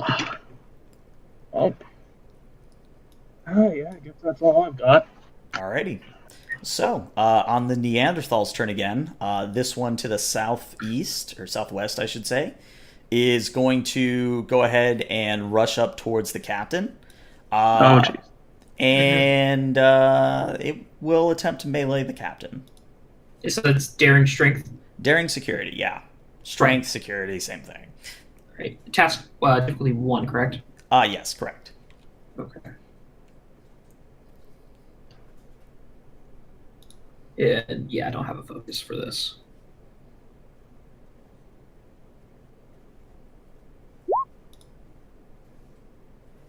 Alright, so you both succeeded, which is a good thing for me to look up. Compare the total momentum generated on each character's task, the character with the higher momentum. So you both have the same momentum on this. In case of a tie, the active carrier wins but loses all momentum generated. Okay, so because the active character in this instance is the Neanderthal, he will get an attack on you. Okay. So what is your resistance? I don't have any. I mean, that's Yeah, we're all okay. at resistance 0. I would say, if you had resistance, this is where we would determine if you had any damage reduction. But I'm just going to go ahead and roll the damage on this. So luckily they don't do a whole lot. And of course I'm going to roll max damage because I'm an idiot. Wonderful. So for the captain, when the Neanderthal runs up and swings at you with your club, you try to get out of the way, but at the last moment it slams into your side and it sends you to the ground. And the reason it does that is because if you take 5 or more stress in an attack, this is enough to cause an injury. Now, there are a few things we can do to negate this injury. You can spend, I believe it is a single momentum, might be 2. Let me check the chart. 2. 2. So you can spend 2 momentum to avoid taking the injury. Or you can take the injury. And what will happen with the injury is once you are injured, you are technically considered out of combat, as it were. Right. I'm considering. I'm going to try to. I'm going to avoid the injury, but Okay. I'm considering making a complication instead of spending our momentum. Okay. And I have an idea, but it's very bad for me. Run it by me. Let's say I fell on my back on a rock. Mm-hmm.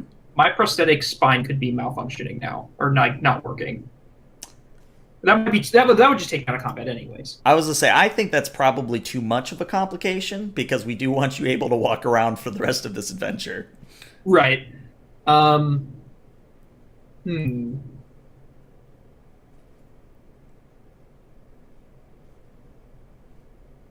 can't really think of a creative complication then. Yeah, honestly, Yeah, I guess if it just- were me, I would just spend the momentum. momentum here. Yeah, that's what I'm going to do. Okay. So we're down to 1. Okay. So, since the captain's already figured this out already, but the way the tokens are set up is the first bar, the red bar, is your stress, and we're doing that in a scaling up fashion. So you start at 0 stress and then you go up. So as long as you're tracking that some way, it's fine. But if you do it on the token, everybody will be able to see the stress you're at. So Okay. I actually did that on my character sheet, and it just automatically went to the token, which is really cool. yeah, that means it's working perfectly. Excellent. So yeah, that was the Neanderthal's turn. A very surprising turn of events. I'm going to say that we're going to go to a normal initiative at this point, and it is I going. have not. Oh, go ahead. I've still not gone this round. You're right. I'm completely forgetting you. I apologize. So yes, That's fine. I was kind of purposefully going last. Okay. I have an idea. Lieutenant Maddox seems to be really good with his phaser, so I'm going to use my direct, the ones per scene, so that he can take an action now, and then I'll be assisting him because I'm next to this. So I'll fire a distracting shot with my phaser so that I can assist with Lieutenant Maddox's roll. Okay, works for me. And I don't think this is the one where it automatically counts as having a 1, or that's when I use determination. Yeah, that's when you use determination. Okay. So yeah, that's what I would like to do. Okay, so Maddox, you have been ordered by your captain to open fire. Okay. I guess I'm gonna shoot at the one attacking him. Okay. And then I have a question for my check to assist. Is that going to be? I think it might be daring command in this situation. According to the rules, that would be the case. Yeah, that would be the case. I'll allow it. Okay. And then I'm still control security, right? Correct. And then so the 2d. Now, would my team dynamics focus come into play here? What does team dynamics do? It's just one of my focuses. Oh, sure. I'll allow it. Why not? Okay. And then you can also re-roll one of your dice on the attack. All right, let's see. All right, so he assisted you. Very good. And it's good. Would you like to re-roll that 20? Yes. Oh, God, yes. please. D20 less than 13? 13. All right, the good news is it's not a 20. That's what matters. So with the success, you will in fact hit the Neanderthal. Go ahead and roll me some damage. Okay, so you do some very so you with your phaser, you're able to hit the Neanderthal in the arm that was holding the club, but instead of releasing the club in pain, the grip simply tightens around it. Okay. So can I spend a point of determination? I would say yes because I'll allow it. Okay. And what would you like to do with your determination? Do I need to say the value, or do I just do the action? Because I'm just gonna fire at the or I'll just fire at the Neanderthal again. Okay, yeah, you can just try it again. Okay. The value I'm gonna use is no stranger to violence. By the Okay. way, Works for me. so not 20 to purity.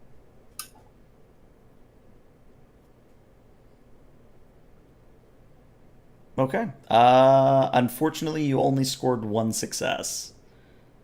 Damn. So you. So how does the focus like fit in? Like I don't see. Is it supposed to So give again, you?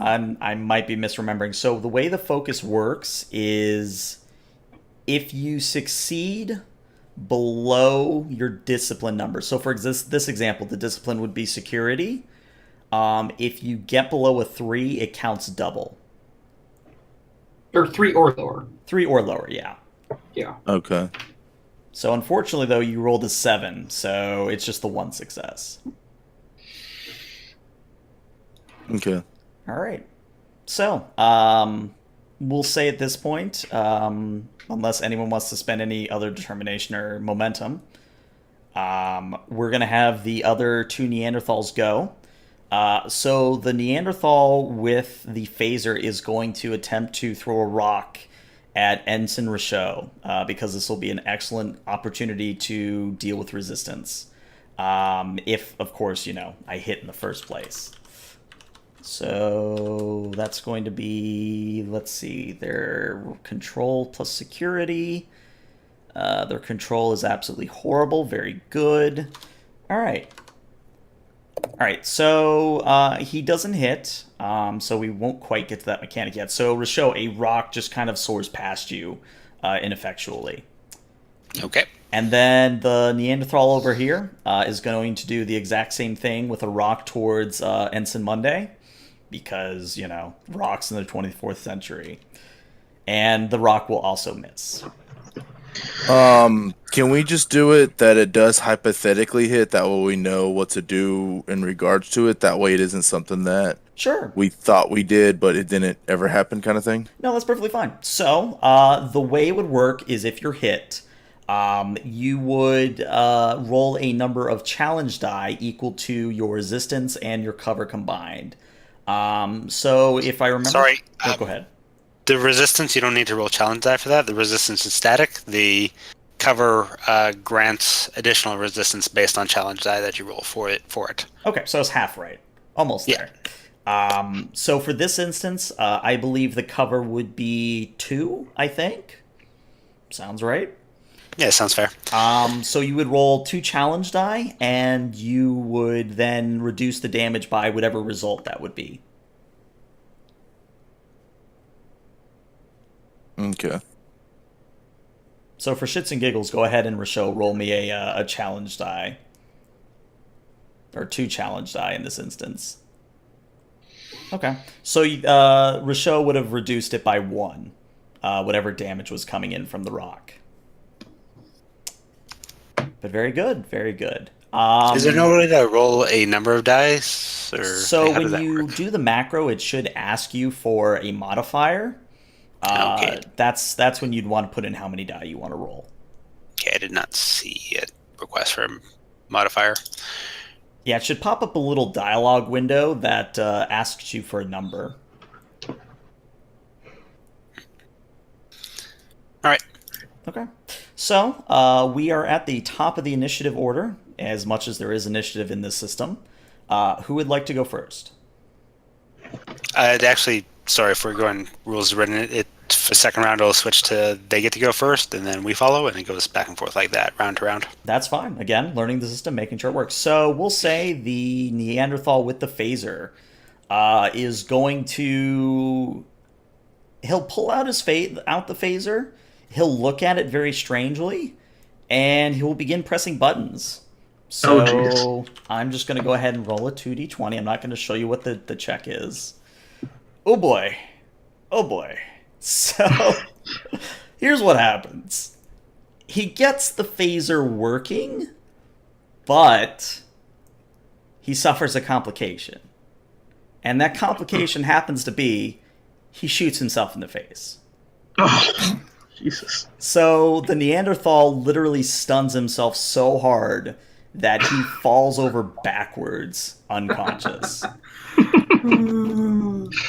I mean, you got to look at the business end to make sure it works. Exactly. That's basic phaser safety. So all of you would have seen and heard this. Now I know why they were sticking to the rocks. Yeah, exactly. But yeah, who would like to go at this point? I think I would. Okay. So I would have an increased difficulty shooting. No, it's the same difficulty. You would just suffer complications on a 19 or 20. Okay. I'm wondering if I should attack with my phaser. Yeah, I'm gonna do that. I'm not even gonna get up. I will use one of my minor actions. I think I can aim. Yep. What is that? What is that? It'll let you re-roll on my d20s. Yep. I'm gonna do that. So control security. Difficulty 2, correct? Correct. Okay.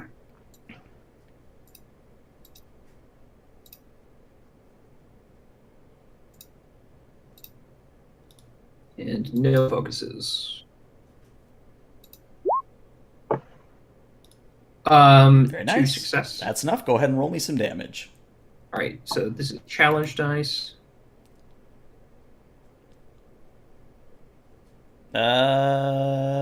Phaser. What is your phaser's damage? There should be a button next to the phaser that'll let you roll everything. I'll just do that then.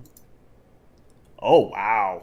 Wow. Okay. Ooh. So the captain, enraged by being struck down, is going to fire at the Neanderthal, and much like his fellow that hit him in the face, the captain does very much score a headshot, and this Neanderthal falls to the ground unconscious.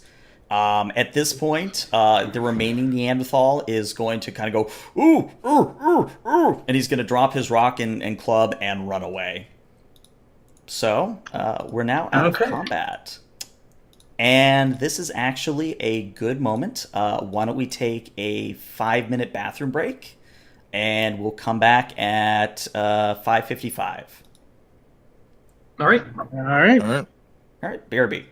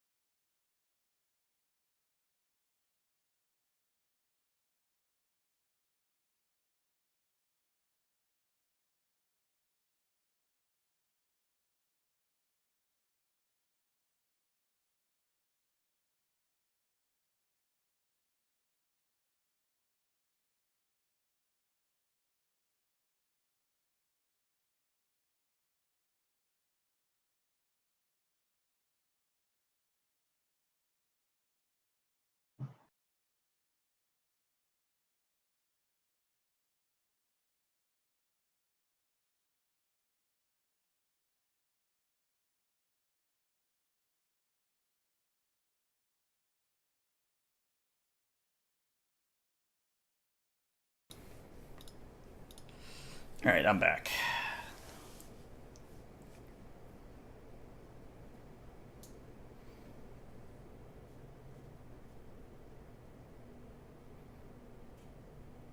So how's everyone liking it so far?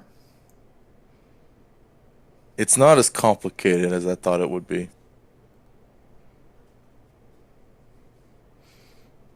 It is a little daunting at first, but it's definitely not too bad. Yeah, it's definitely getting easier. I'm starting to recognize people's voices. Like, okay, that's Risho. That's Monday. That always helps.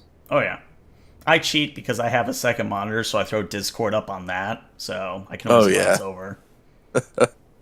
I have my laptop and then 2 TVs hooked up, so I have Roll20 on one, Discord on the other, and like the PDFs and character sheets open on another. It's very good. I should actually probably hook up another monitor myself. That's certainly save me some screen real estate. Yeah, role playing games want lots of screen real estate for sure. Oh yeah.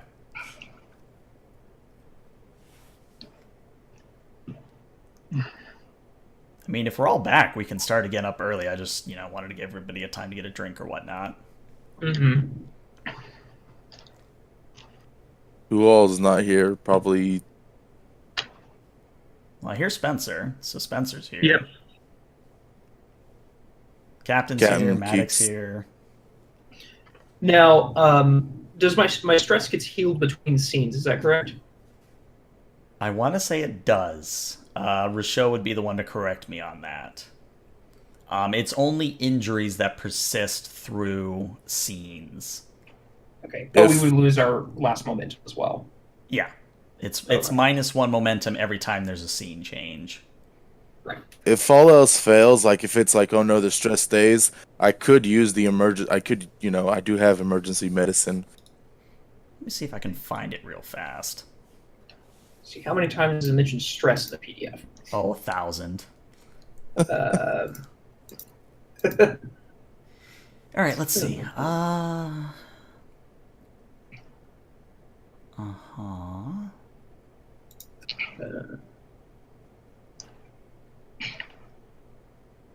Characters have a quantity of stress representing their ability to avoid peril, blah, blah, blah, blah, blah. Character stress returns to its maximum value after a brief rest, which normally happens between scenes. So yes, it does reset on every single scene. I go back to the runabout. Somehow I'm able to get another Raktuccino out of my locator, and that just calms my nerves. Very good. Feel much better. Do a little yoga. No more stress. I like how we had enough power to open the door and that was it, but we're also producing Raktuccinos and whatnot. Yeah, he used literally the last of the power to make a Raktuccino. We're stranded here, guys, but I got my coffee. Trust me, that's better. I've got my coffee. We're better. Okay. Okay. Monday, are you back yet? Survey says he is not back yet. All right, so we'll wait a little bit more. How's our Twitch audience doing?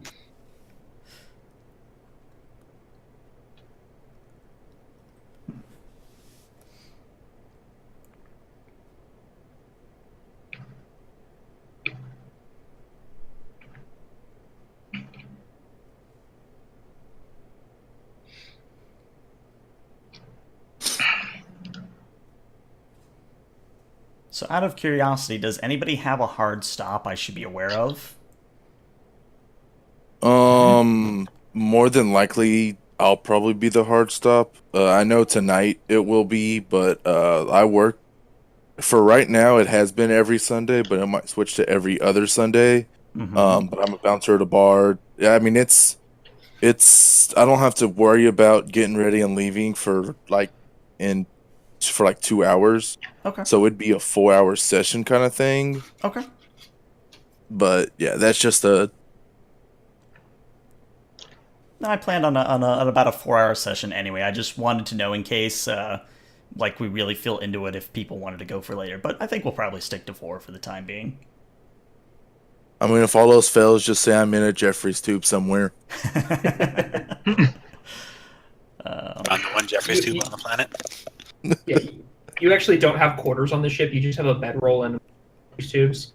That's what I said. As we were talking about the beds, and I'm like, I'll just take a cot next to the warp core. I don't care. All right, Monday, are you Some back people yet? have white noise generators. Some people use the warp core. You know. It's a very soothing sound. Some people enjoy that warm glow of radiation washing over. You can buy like a white noise generator, the Star Trek like audio re-release. I'm sure there's like a YouTube video of it somewhere that's like 4 hours long or something. You're Oh, right, absolutely. you're not wrong. I'm sure. There's a 12-hour next gen bridge one for sure. Oh, Lord. All right, well, let's start up again, and Monday can join in when he gets back. All right, so as the remaining Neanderthal runs off, you're left in the forested area with 3 stunned Neanderthals.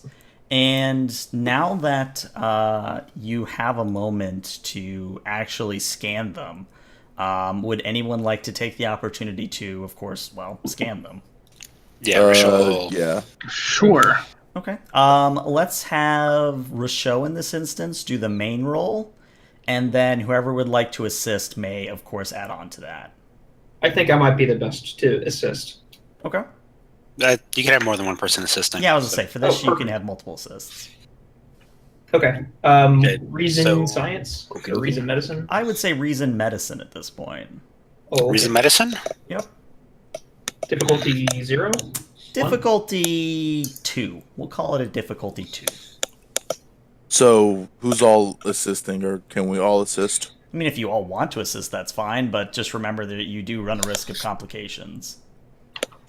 We'll take complications. Oh, right. Okay. And because this isn't command, my ability would. Okay, never mind. I will leave it to fewer assisting people then. Okay. Okay. So I don't know if I'm gonna have an applicable focus of reviewing this as a medicine thing. Probably not. All right. See what they never show happening on the Star Trek shows is dealing with unconscious Neanderthals. I don't know. There's a lot of unconscious Klingons. This is Yeah. true. Okay. So the assist roll. Okay. Why Very did it give nice. me 2 successes? Uh, Oh, did I accidentally roll 2? No, you rolled a 1. That's why. Oh. Well, Okay. you so did roll actually- 2 dice though. I Yes, rolled it's- 2 dice, but one of them's a 1. Yeah. All right. So now we're up to 1 momentum. Yes, you are up to 1 momentum. So, what you all will discover as you take your tricorder readings and go over it, Matic and Rochelle, you're going to realize that these Neanderthals were once human, and that in fact you would have to check with an actual medical database, but these uniforms are theirs. These Neanderthals are the science team.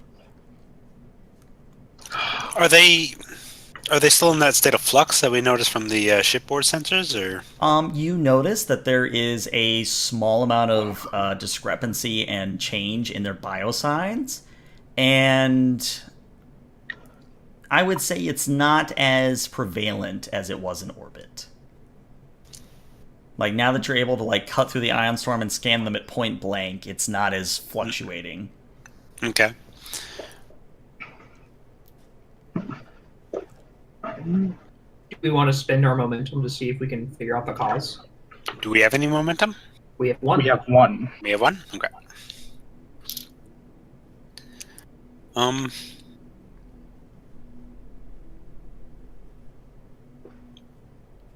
not sure what question I would ask. You don't have to ask a question. I mean, it's there if you want it. Who was it that did the main roll? I did, unfortunately. I didn't realize it was going to be medicine. Do you have the untapped potential, right? For the talent? Yeah, I do. Okay. That's the thing I was saying earlier. Roll a challenge dice, and we might get some extra momentum. Well, you get that when you add dice to your initial roll. It's whenever you succeed at a task roll. Let's check. We've got the time. Untapped Whenever a, potential. whenever a character succeeds at a task for which they bought additional dice with either momentum or threat. Okay. So half right. Yeah. All right. Okay. I'm gonna turn my tricorder onto myself and see if I can find that same variance and that I'm noticing in the Neanderthal on myself. So, I'm going to say you don't need to roll for this, but you do, in fact, realize as you scan yourself that you too are beginning to show the very faintest signs of fluctuation. Oh, Captain, slight problem. Yes. Whatever is affecting the science team is definitely affecting me as well, and I'm going to assume the rest of the crew at this point. Okay. I figured I was afraid that might be the case. Let's, lack of better options, I say we head towards the research station. yeah, might be the only option. Okay, Master. Yes, hi. So my phaser was busted in the last scene. Am I able to grab a new one from the runabout, or? Yeah, you can go grab another one. All right, cool. I will do that. Can I try to repair it on the walk to the science? Also, are we just gonna leave these Neanderthals here, or are we gonna like tie them up and like put them inside the ship or something, or like what are we gonna do with them? I don't know. Are we worried about them causing damage? Like the one didn't even know how to use a phaser properly. Is there a secure location whenever- in the ship? There is no brig on a runabout, unfortunately. Could we just Could lock we them up lock in the them medical in- area? Yeah, or like the crew quarters.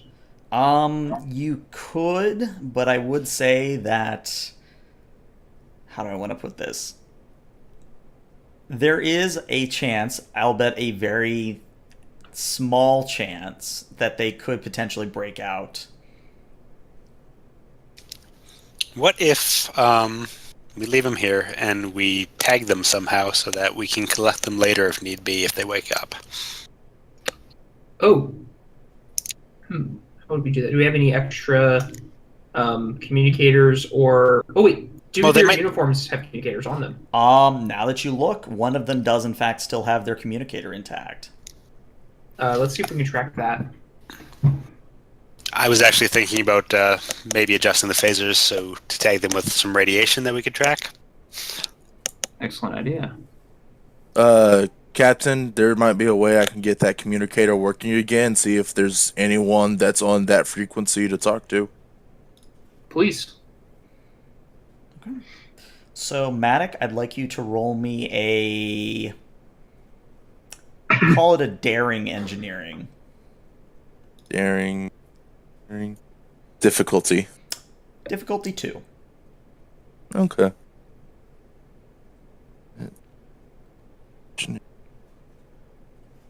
No. No focuses. Woohoo! Very nice. So yeah, you fiddle with you open up the little Starfleet comm badge, you tap at it with a few of your tools, and sure enough, when you click it back together, there's a chirp, and then there's the sound of a woman's voice. And in fact, you recognize this voice as belonging to whoever sent out the distress signal. And the woman says, hello, is anyone out there? Hello? Yes, this is Captain Tahan of from Starfleet. Who am I speaking with? I am Dr. Heidi Ship. Have you come to save us? Yes, we have, but we did experience some issues with the ion storm. Are you at the research facility? Yes. I've barricaded myself in with someone else. Those things that the rest of the team turned into, they tried to ransack the place. Are they still there? I don't know for sure. I once I barricaded myself in, I don't know. All right, we'll be on our way. Hold tight. Of course, and thank you, Captain. And at that, unless anyone says anything else, the communicator will fall silent. I'm gonna try. I want to kind of like ask if I can ask some questions real quick of the lady. I just kind of want to ask, like, what's the whole like what made them change? Does she know like what made them go revert back evolution wise? And their shuttle, like, does it work? Do I need to bring parts, or would it be better for us to go there, grab parts, and they come back here? Like, you know, that kind of stuff.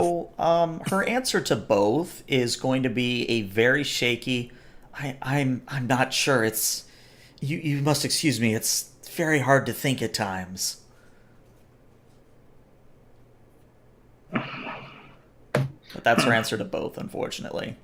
Okay. For my notes, can you tell me her name again? Her name is Heidi Ship, and I will put it in roll 20. Okay. Thank you.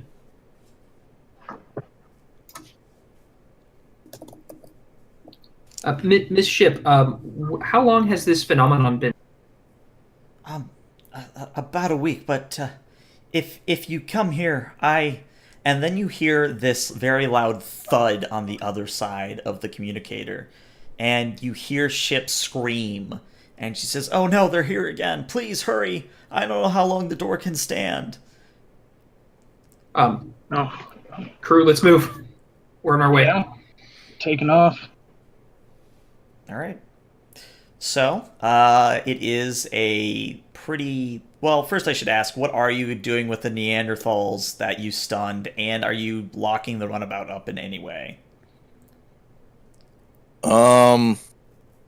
This is about to sound real screwed up. Can we put him inside the runabout, and then I kind of like part way weld the door shut? I mean, you would probably lose access to the back of the ship doing that, but yeah, sure. Like, I would put them in like the medical part, or yeah, that was the S part, right, where the medical stuff was. Let me look at the background of it real fast. The back of the ship had the bunks and a small conference table. There is Okay. no medical bay in this version of the runabout, unfortunately. Okay. Yeah, I want to put him in there, then just kind of like weld the door shut somewhat, like where it's easy enough for me to unweld it whenever we get back. Okay. Very good. Are you doing anything else to secure the runabout out of curiosity? I mean, we should lock the main door, but Okay. I'm not sure Um, what our options are. Can I double check just to make sure the SOS is still broadcasting, or Yeah. have we lost all power at this point?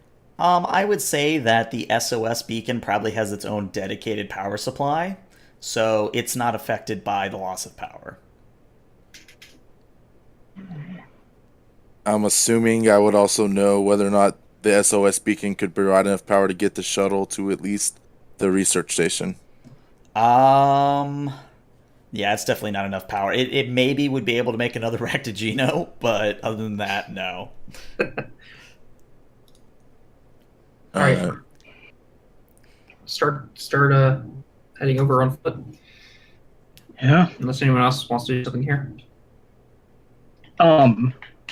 With my telepath stuff, can I still feel that sense of pain, or is that changed a bit? It's changed more to be more of confusion. Okay. I know that's really more of an empath than a telepath thing, but since they're so simple of mind, I figure that confusion as a concept would probably still come across. Right. Okay. Counselor, can you detect the fourth that ran away? Can I? You can. He's still running away as fast as he can towards the east. Okay. And is that away from the research facility? Yes, it is away from the research facility. Well, I don't think we really need to do anything about him. Do you think he'll come back here? Or he'll just keep... He might try to come back for the other three, but he should be secure inside the shuttle. Yeah, Hopefully he's not able to do too much damage to the runabout. hopefully. Okay. Let's go ahead and get walking then. All right. You guys take off at a very brisk pace, and trying to find your way towards the research station. And it becomes pretty obvious fairly quickly that it's going to be several kilometers through jungle and rocky forest and otherwise rough terrain. Along the way, you see a abundance of strange and otherwise mystical, I would say, kind of flora. They all have these sort of vibrant colorings, or they have impressive thorns, just something that would make them stand out from normal plants in your mind. And as you go, eventually you all will come to a ravine. And, as you kind of all cluster around and take a look across the ravine and get a good judge of the distance, obviously the ravine goes deep into the earth, into darkness that you can't really see past. You think that you could jump it, but you'd have to get a pretty good running start. Okay. And on the other side of the ravine, there appear to be a few fallen trees that, if you, had help or had a sudden surge of strength, you might be able to put across the ravine as a makeshift bridge. I had a thought as we were passing by all those plants. Mm-hmm. Can I have gotten a scan of them? You can. It's a good thing I'm not following the PDF correctly, or you wouldn't be able to do that yet. But go ahead and roll me a reason plus science Okay. at a difficulty of 2. All right. You said there are trees on our side of the ravine, right? Correct. Is there a way that I could knock one of those down with one of the with a phaser and try to move it, or try to make a bridge of some sort? I would say yes, but let me handle his roll first. Okay. So this is going to be a different kind of test than what we've done so far. This is what's called a extended task. And the way extended tasks work is when you succeed on a roll, you then are going to roll a certain number of challenge die to see how many ticks along a work track you do. And each extended task has a work track, which basically, is how much work you've put towards the task. And once you get a certain amount, you start, collecting what are called breakthroughs. And once you reach a certain number of breakthroughs, you complete the extended task. So in this instance, you're going to roll me 2 challenge die plus the discipline used for that task. So for this instance, it would be 2 plus your science. Okay.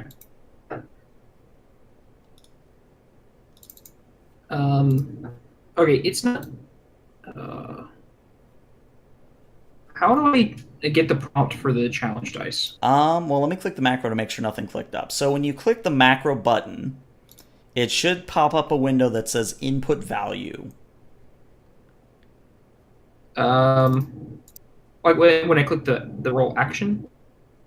No, if you go to, I keep forgetting people are new at Roll20. So on the macro screen, there should be a show macro quick bar. Okay. You want to make sure that's ticked. And then for the challenge dice macro, you want to make sure that it's checked in bar. And then you should have underneath everybody's names in Roll20. You should then see the button. All right, so this is 2 plus my science? Correct. That'll be 5 dice. Okay, so this is very good. So the rule of 5 applies here as well. So the rule of 5 is very prevalent in injury. So if you take 5 stress, you take an injury. If you take 5 damage or 5 shield damage after in starship combat, you suffer a breach. Here, you make a breakthrough. Is what it's called. And what happens is as you scan these plants, you realize that some of them are poisonous. In fact, it's probably a good thing that you did scan, because now you're able to pick out some of the poisonous plants. Obviously, there's probably some more, but you are at least able to steer people away from the more obvious ones, which is good. Okay. But let's go to Matic. So, Matic, you wanted to try and phaser down a tree, yeah?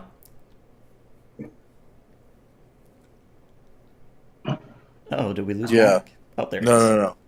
Sorry. Yeah. All right, go ahead, and I won't have you like roll an actual test for this, but go ahead and roll me your challenge die on that. Just act as if you were rolling damage as per usual. Okay, so it'd be what, 2 plus Your engineering? security. Oh, security? Yeah. Okay. So that would be 5. Okay. 4 effects. Well, so all right, with 4 effects, what happens is Matic, you set your phaser to a more cutting type beam, and you very much in a skilled lumberjack manner. You cut a wedge and then make it so that the tree falls down, not onto anyone. But as you cut down the tree, something happens with the trunk itself. So as the tree falls and thumps to the ground, out of the trunk begins spurting this viscous liquid. And you're able to jump back in time so it doesn't splash on you, but this stream of liquid goes on for about a couple seconds before it just stops.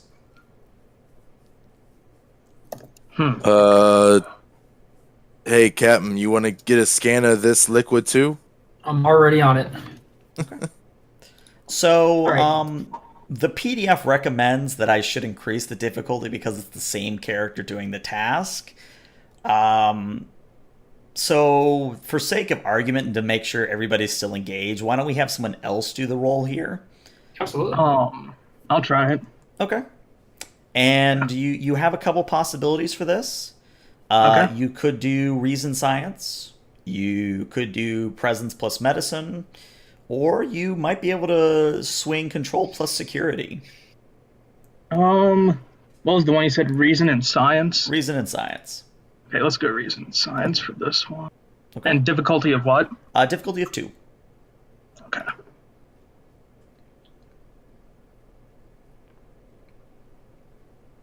$2d20. No applicable focus. Very nice. So now you want to roll me a number of challenge die equal to 2 plus your science roll. So 5 die total. Yep. Input. Okay, so when I pull up the challenge dice, it says input value. You would put 5 there. Okay. Oh, wow. Another breakthrough. Very good rolls. Yeah. So not only are you able to determine an even vaster array, fun word, an even greater array of poisonous plants, but you realize that this almost like sap, this viscous sap that has come out of the tree, it has a morphinogenic property to it. Okay. I would say that it's stable, but it is changing in some way, shape, or form. Is there any way to tell how it's changing, or is that? I guess, yeah. Is there any way to tell how it's changing, or is that all I can pull? I would say you are able to see that the chemical composition is slowly shifting. Okay. But as beyond that, with your tricorder, I would say no. Okay.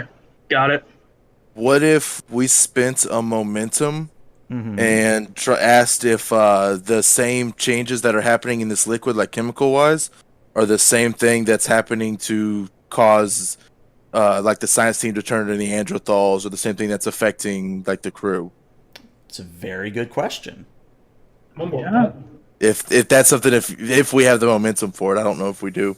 I don't know if we have momentum right now, do we? We have 1. Ooh. Yeah, that might be a time to do it. So would that be a momentum spent to obtain information? Yeah, that would be it. So. Okay, since I have the. Let me make sure I'm looking at this correctly. Since I have the studious talent, I'd be able to ask 2 questions if I'm looking at this right. Yeah, that's how we've done it so far, yeah. Okay. Because, yeah, we'll go with Maddox's question to see if the way that it's changing is the same way that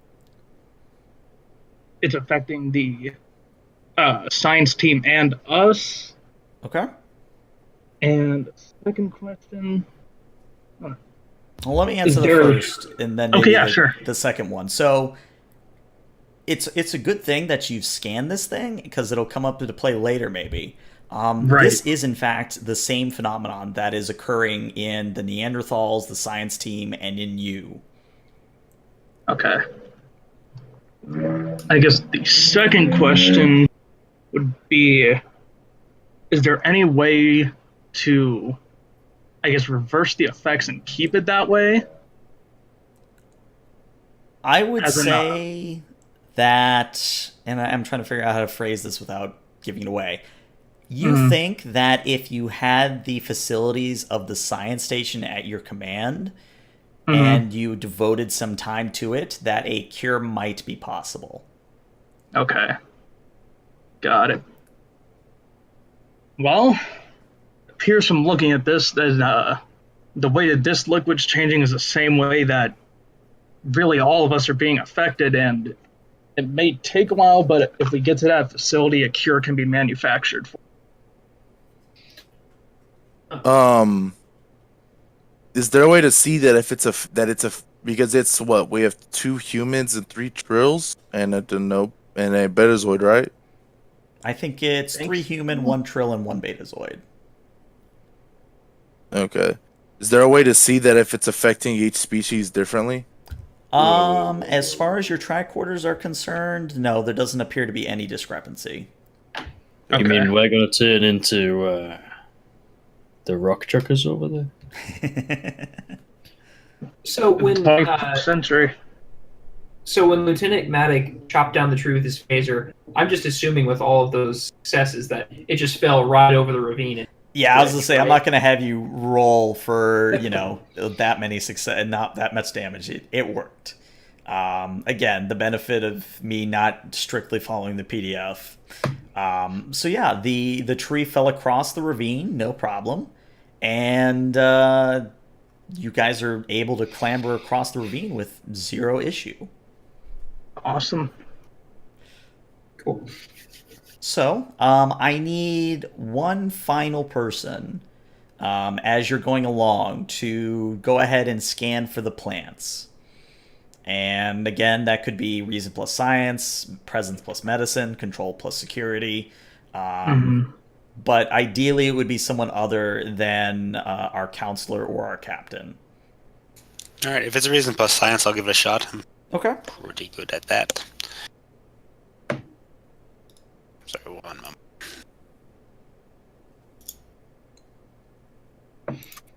And what's the difficulty, sorry? The difficulty is 2.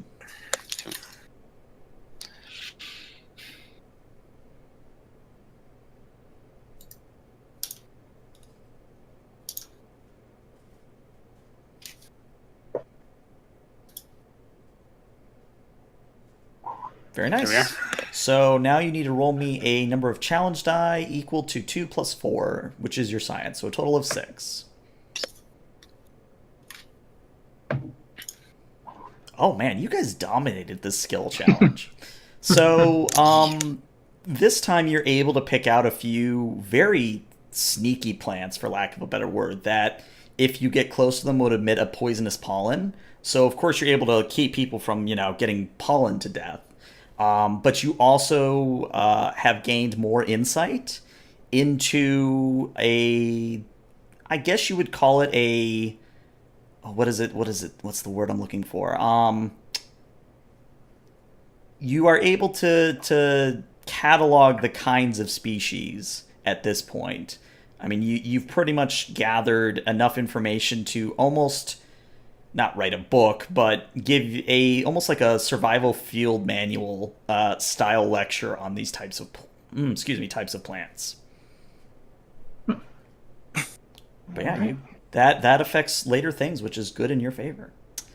And let's see. So, as you all continue onward, I mean, unless any of you really want to stay on the other side of the ravine. So as you press onward, the ion storm in orbit descends a little bit and begins scraping the atmosphere of the planet. And this strong winds kind of whips up around you guys. And there is this, among all of you, there is this momentary fear of the unknown as you look around and your mind begins playing tricks on you. Like some of you see terrors hiding in the cracks in the ground, or you see plants that are wiggling and moving on their own. And every once in a while, you might see a gnawed carcass of some sort of dead animal that looks like a deer. I need everyone to roll me a control plus command at this point with a difficulty of 2. Is this being like intimidated or threatened? No. Okay. Unless you count being intimidated by yourself, which would be weird. Would a composure focus work here? You know what? I would allow a composure focus, yeah. Okay. And then when I use a focus, what does that mean exactly again? If you roll below that number, it counts as a success. It basically makes it easier for you to get a success. Gotcha. Okay, so 2 successes so far. Is that everyone? We're missing someone. There we go. Ooh, very nice. So,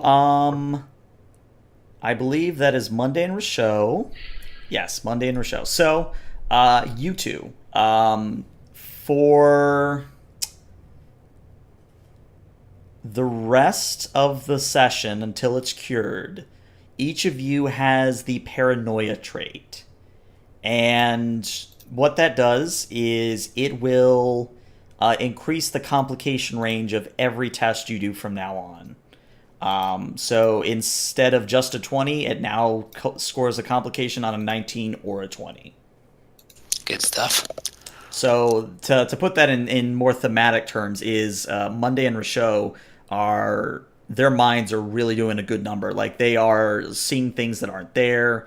Their mind is just looking for hidden dangers everywhere. It's a very primal instinct. But yeah, other than that, I would say you make the rest of the trek without issue.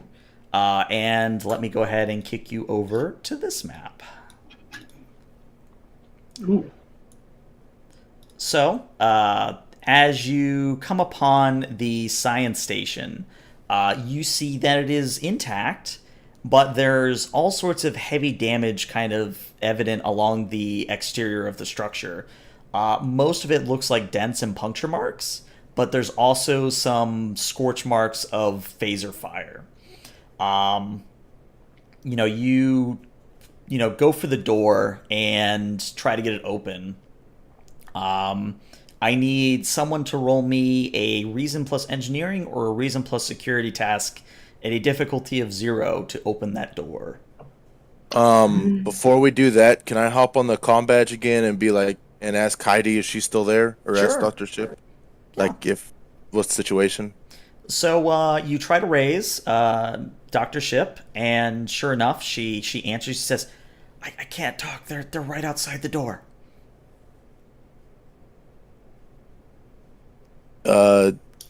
Does she have? I'm gonna ask, like, do you have any sort of access to anything that can open these doors that can let us know where everything is, or are you just in like a janitor closet somewhere? I'm in, and she gives you a vague direction to where she is currently locked in. Okay. I'm gonna pull back to where the counselor is Okay. and ask him about the visions that we were all seeing. Counselor, did you experience that as well? I did not. I'm fine. I'm fine for now. When nothing happened to me. How's the crew doing? Who were the ones affected? It was Ensign Monday And Rochelle. and Rochelle. Both Ensign Monday and Ensign Rochelle seem to be experiencing some kind of delusions, yes. What are you two talking about? What are you talking about? Is there anything you can do for them? I'm not. Is there anything I can do for them right now, or not really? I would say not really, unfortunately. Okay. Yeah, so Ensign Monday's looking over at the two talking, convinced they're talking about him. We are. I know. That's the beauty of it. It's wonderful. All right, Rochelle's gonna try and focus through the paranoia and pop open that door. It's a computer lock. It is reason plus engineering or reason plus security. So Right. It's going to be reason plus security for me. I'm just wondering if it's if my computer's focus would apply, or you know what? We'll say yeah. Why not? And it's a difficulty 0, so this will be a good way for you guys to get momentum. He's leading us into a trap. Can I assist? I'm gonna say no because of the difficulty 0. Captain, Yes. Rochelle, he's leading us into a trap. I mean, I'm leading into 3 momentum, but whatever. So yeah, Rochelle, you pop that door open, no problem. Ensign Monday. I'm thinking what I want to say to him after he tells me that. I'll just tell him I trust Ensign Rochelle. So you don't trust me? Of course I do. Who else could have landed us on the planet? Am I overhearing this? He's leading us into a trap.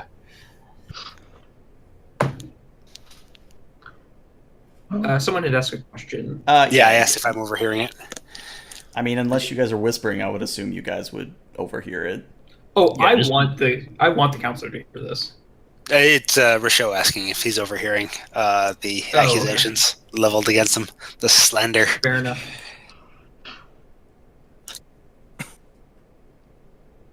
I would say yeah. If you want to, go right ahead. Leading you into a trap. Why are you saying that? What, you don't trust me? You planned all of this. Crashing planned on all of this this. planet. Making You're the one it frickin' explode. You're the one who crashed the ship. I flew perfectly until you were messing on with that console. Oh, Ensign, focus on your work. yes, Captain. Rochelle will. You are all against me. All of you. You're all in on this. Oh, poor Dude. Monday. Are we really about to do some PvP right now? I mean, I mean, I would allow it, but I would hope not. We'll say for sake of argument that Monday doesn't go completely off the deep end. Like, he's very begrudgingly willing to continue working with you guys. He's probably griping the entire time, though. But yeah, again, just to keep things moving. So inside the outpost, it's about as well furnished as you would expect a science station to be. But it has been vandalized tremendously. So everything from the living quarters to the kitchen to the laboratories, there is just debris and tools and food and clothing just torn and strewn everywhere. It's like someone wrecks the place without any regard, or something even. And when you're going through the outpost, you realize that the station's main communications device, the one that was sending out the SOS, the console is completely smashed. So that's probably why you weren't able to get the entire message. But as you continue to push on through the structure, you eventually come upon the door behind which is supposedly Dr. Ship. But you don't see any Neanderthals or anything of danger for that matter. Does the station have power, or is it like the flickering ominous crap? I would say flickering ominous crap. Okay. So it has power, it's just not very stable at the moment. I have another question. Would a research station like this have any shield itself from the ion storms that are coming down? That would be a question for Dr. Ship, I would say. Okay. Hop on the communicator real quick and be like, Dr. Ship, are you still there? Are you still with us? Yes, I hear more outside. The more have come. We're very close to your location. We're trying to get to you very quickly. Just hurry. All right. There's an ion storm coming. Is there shielding or anything that this place has that we can turn on, or? No, we're just a research station. We didn't. Hold on, I think I hear something. And you hear her get up, and she says, I hear some voices in the hallway. And you would know by this point she's talking about your legitimate conversation you're having right now. Hold She's on, wait. in I'm gonna knock twice on the door and be like, I just knocked twice on the door. So Let's she goes, double- ah! And she jumps back and she says, yes, I heard a knock. Okay. So then open the door. Yeah, you open the door. So immediately in front of you is a middle-aged woman in the stereotypical researcher outfit. So, standard blue jumpsuit, maybe with a coat on of some sort. Kind of like how Crusher has in the later TNG episodes. Her hair is this kind of auburn color, but it's definitely starting to fade to gray. And she looks razzled. Her hair is unkempt. Her eyes are kind of flickering, looking for hidden dangers. And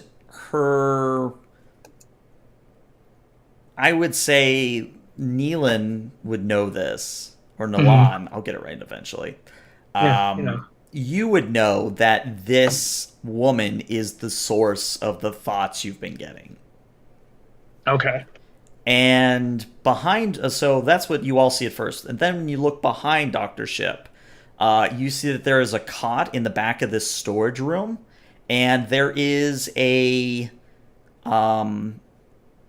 man, and he looks, for lack of a better way to put it, he looks kind of like a half Neanderthal in progress. Like, as you look at him, you can see the ridges of his eyebrows begin to twitch and pulse. Ooh. Okay. But as the door opens, she says, I'm glad it's you. They're all gone. And Jasper is... And then she starts sobbing. Oh. Hmm. Is there a way we can mercy stun? Is there a rule for that, or no? Who would you be mercy stunning? The guy who's about to turn into a Neanderthal? I would say you could try, but Dr. Ship might have issue with it. Can I try to explain to her, like, hey, look, like, he's about to go Neanderthal. We can keep him around for a little bit longer, but if he gets too far along, for our safety, like, you need to be okay with us doing this. Is there not something here we could sedate him with if need be? Did someone grab the med kit? Yeah, someone did. And the science facility itself does have a med bay as well. I would assume. All right. Yeah, Michelle's so- gonna. Let's stick to hypo sprays while we still have them. Michelle will Before pop we up in his tricorder and start scanning both Ship and Jasper. Okay. So obviously Jasper's a little bit farther along in the transformation process. I would say Ship is probably the least of all the research station or research members as far as transformation has been concerned, but she definitely is showing signs that within probably the next, I don't know, couple of hours, she might start experiencing the same things as Jasper. Dr. Ship, question for you. Have you spent less time on the planet than the other researchers? So as she tries to compose herself, she goes, no, we've all been here for over a year, and we were just studying the unique flora and fauna of the planet for medical uses or scientific purposes. Has something changed recently within the past week or so? Well, yes, the ion storm came. the ion storm. I don't know for sure. It's hard to think, but I think it might have something to do with the de-evolution process. All right. Have you spent more time inside than the other researchers? I'm just trying to find out why you're not so far along in the process as the rest of your fellows. She kind of grips her head at that, like she's trying really hard to put words to her mouth. And she says, I don't know why I'm the last.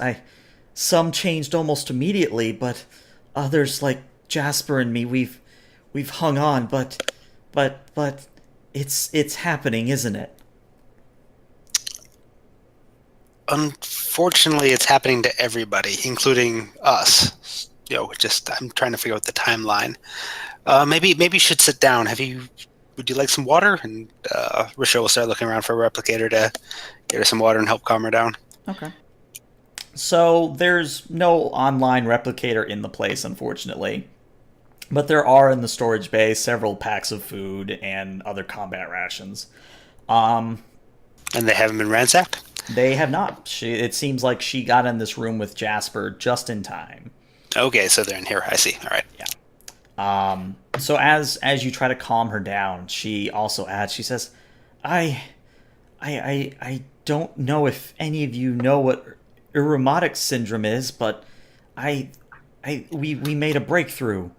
We think that the flora and the fauna of the planet might be useful in the treatment of it. Huh?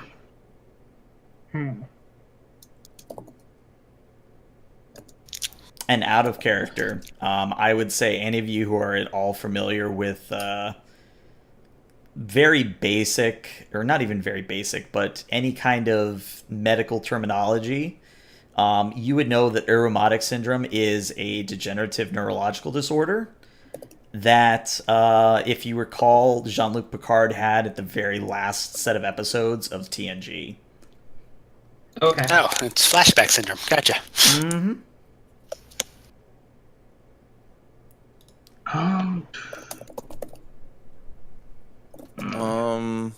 Did she poison us?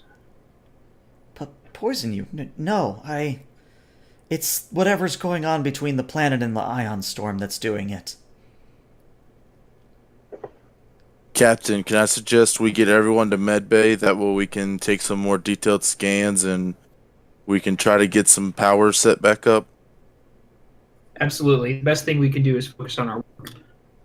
Dr. Ship, have you had any breakthroughs on the phenomenon, or slow down, reverse its effects? I have some notes, but once the rest of the team attacked, I had to barricade myself in here with Jasper. And she looks back at Jasper. He was beaten very, very severely. You must treat his wounds, please. That's fine. We took some readings on our way over. We had to. Yep, you cut out a little bit. Oh, I told her I'd like to look at her notes while we look at our readings that we made as we head to head over to the med bay. Okay. Sure. Unless any of you have anything you want to do at this point, you all will journey to the med bay, and Matic, after you fiddle around with the power systems for a little bit, you get the steady lighting and the steady power. You do know that the medical facilities will be enough to research the phenomena of de-evolution, and you would also have Dr. Ship's notes as they are. But I did want to ask, did anyone want to try and treat Jasper's wounds, or were you content leaving him as he was?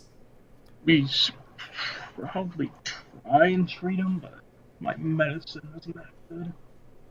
Oh, I didn't know he had wounds. Oh yeah, sorry, no, he looked pretty beaten up. Okay. Okay. I guess I'll try to treat him because I apparently have the best medicine. Okay. You can, I believe, with this, it would be a control plus medicine at a difficulty of 2. Would emergency medicine kick in? I would say yes. Okay. Is the ship or is the facility here enough to get grant a bonus die like it would on a ship? Unfortunately, no. But good question.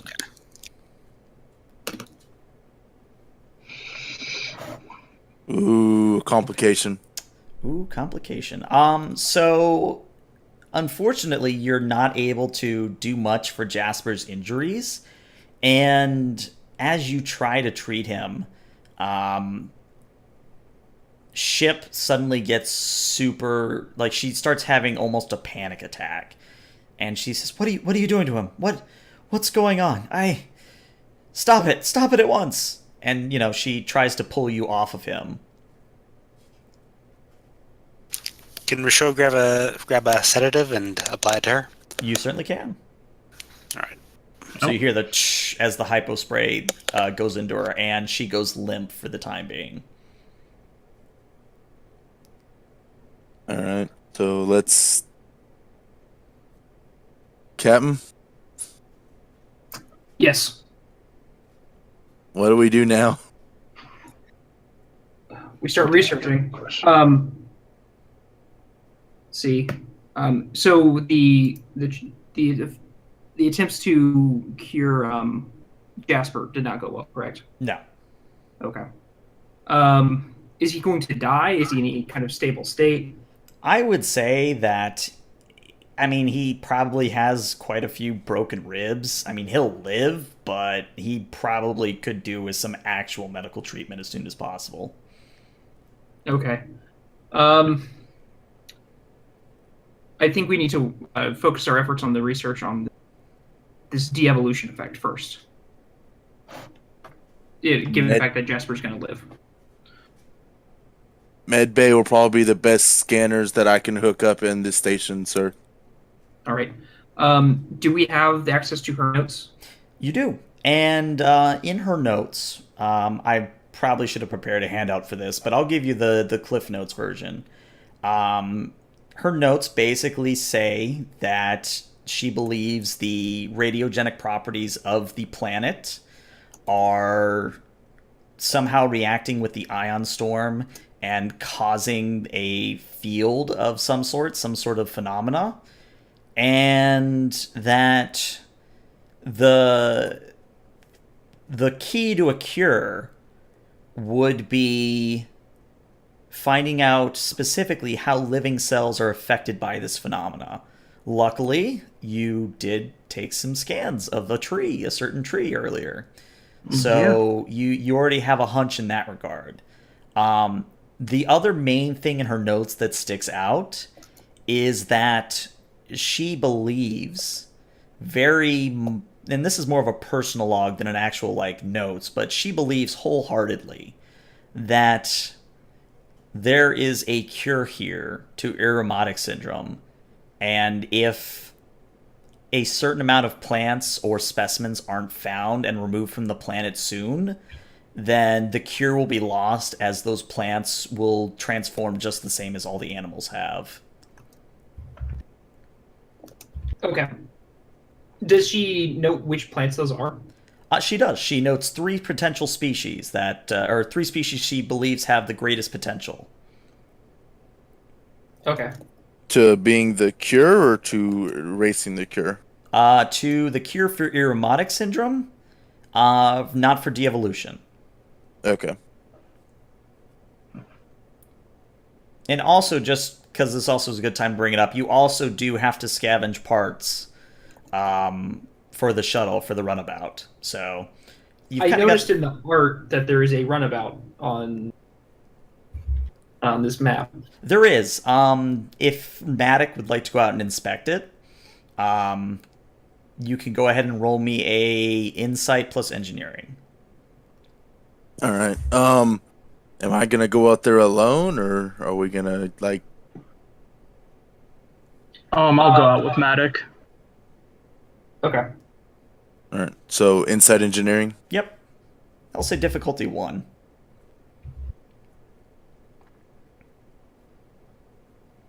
engineer. Um, what am I guess I'm trying to see, like, does it run and all that? So, like, power systems, would that be a focus I could use? Sure, why not? Because you do have to Okay. replace one on the runabout anyway. Yeah. Um,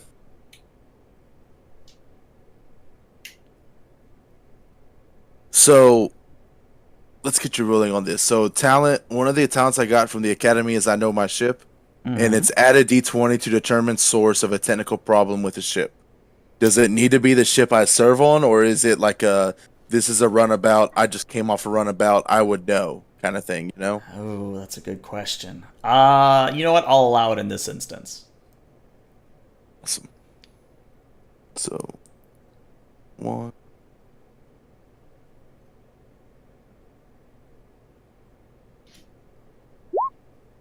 All right, so you gain momentum.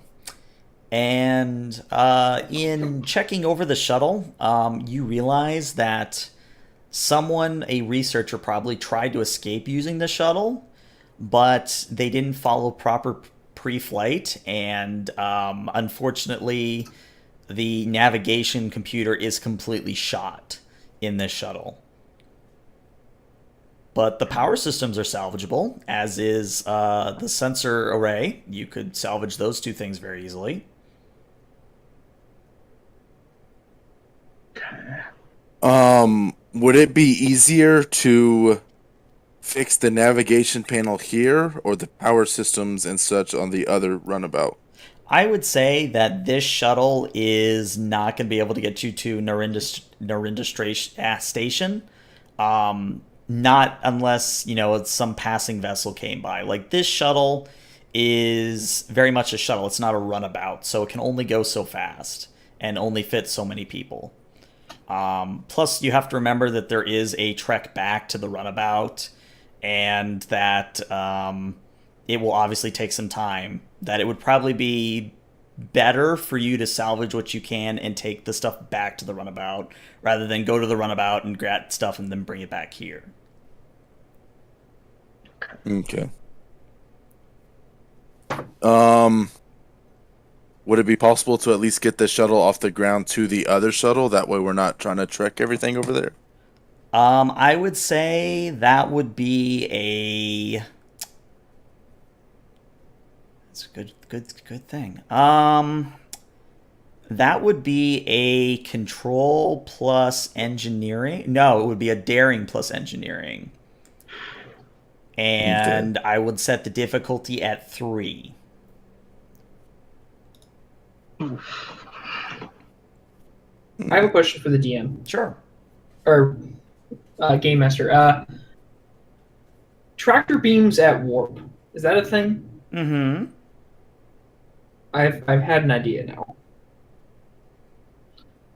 I'm wondering if we can use the tractor beam on the runabout to tow this shuttle, because we might have more passengers than we have room for. Solid.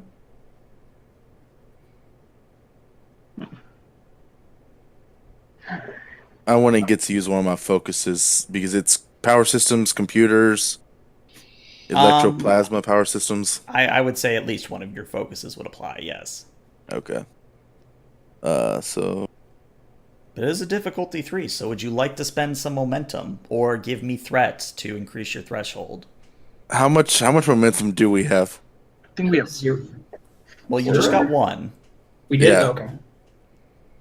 So we have just the one? Mm-hmm. But what you can do is the first extra dice costs 1 momentum.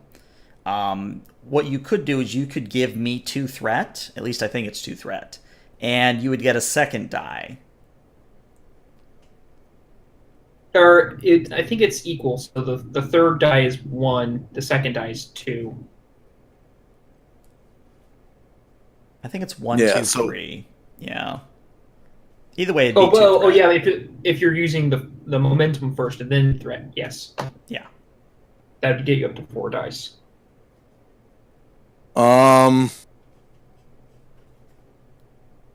Party, everyone else, do I want to give the DM 2 threat. I think that might be worth it because you also have that untapped potential, don't you? Yeah. We might be able to get some more. And this is a difficulty 3 check. Correct. Yeah. So I would have to roll if I do at least a 1 momentum, I can at least try to get a momentum back if I don't crit, but that's if I don't botch any of the rolls. I'm fine with also adding some threat to do this, but that's just me. It's your decision.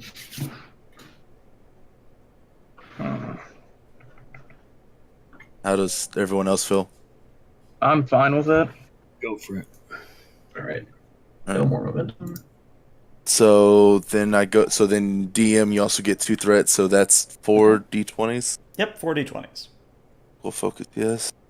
Oh, wow. Oh. There you go. Let's Yes. see. So we got one more We momentum. get that momentum And back. then I roll a challenge dice as well.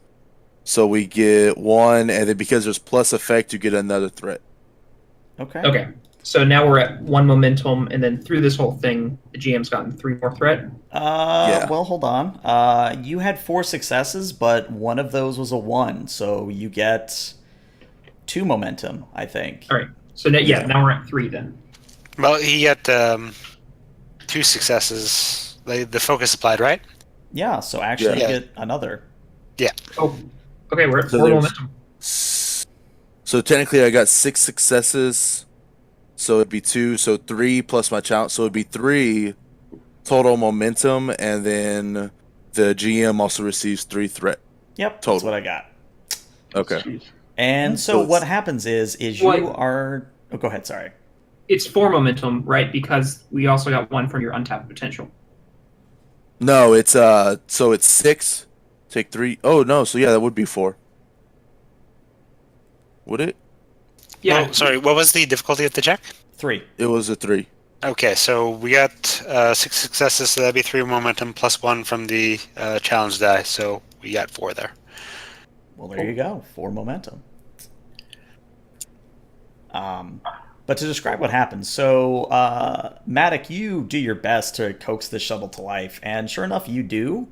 You think that you would be able to pilot it on the surface of the planet, but it would have to be done manually. And the best person for that would be Ensign Monday. Yeah, that's. So I'll pop the communicator and be like, Captain, I got this shuttle out here working. It'll have to be manuals, but whenever we're ready to get out of here and get back to the runabout, I got us a ride. Were you able to get the replacement parts needed for the runabout? Once I get the shuttle over there, I'll be able to start taking parts out and replacing them, sir. Excellent work. Come back to medbay when you're ready. Will do. Is there a way I can tell, like, is the ion storm getting closer? Like, are we on a time limit of some kind regarding It's a good this? thing. I was actually about to bring it up. So, I would say everyone would be aware of this either through the shuttle sensors or the medbay sensors. You have about 3 hours before the ion storm will hit the planet proper. And you also, so in game time, I'm going to say that is quote unquote 16 intervals of time. And any task you guys make from now on is going to cost 2 intervals of time. So basically, you each could perform 8 tasks. Okay. Okay. So it's at this point, as much as it says you can split the party, it's really up to you guys what you do at this point. Obviously, you've got leads on Irumodic syndrome, you've got leads on the de-evolution, but you only have 8 tasks to get through all of it. So you might want to split up the party a little bit, but it's entirely up to you guys. I just want to say at this point it's midnight where I am, so I'm probably going to go to bed. Okay. All right. So yeah, I mean, I said it'd be around about this time I could play too. Okay. Sorry, I didn't give a bit more notice. No, that's okay. before you go, let me ask then. I mean, I can stay like 5-10 minutes just so it's not like abrupt. Okay, yeah, okay. I would just be curious if we could next week kick us back to 3:30. That way we have at least another 30 minutes or something. So start like half an hour earlier. Either an hour or a half hour earlier, yeah. I'd probably be fine with that. It wouldn't be a task to just communicate back with Lieutenant Monday or Lieutenant Attic, would it? No. I'm going to do that. I pop my communicator. Lieutenant Matt, does the station's runabout have a transporter that we could use on the surface of the planet? It does not. Okay.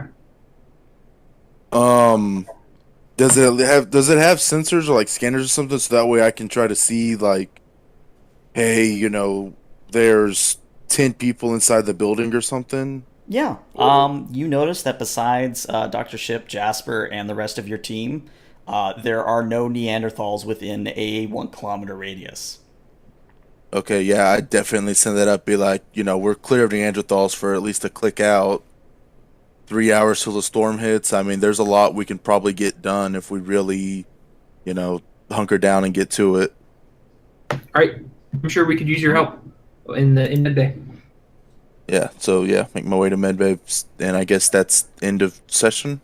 Well, Or I'm if we keep debating going. on this. I would say we would have to go for probably another 30 minutes to 45 minutes to finish it.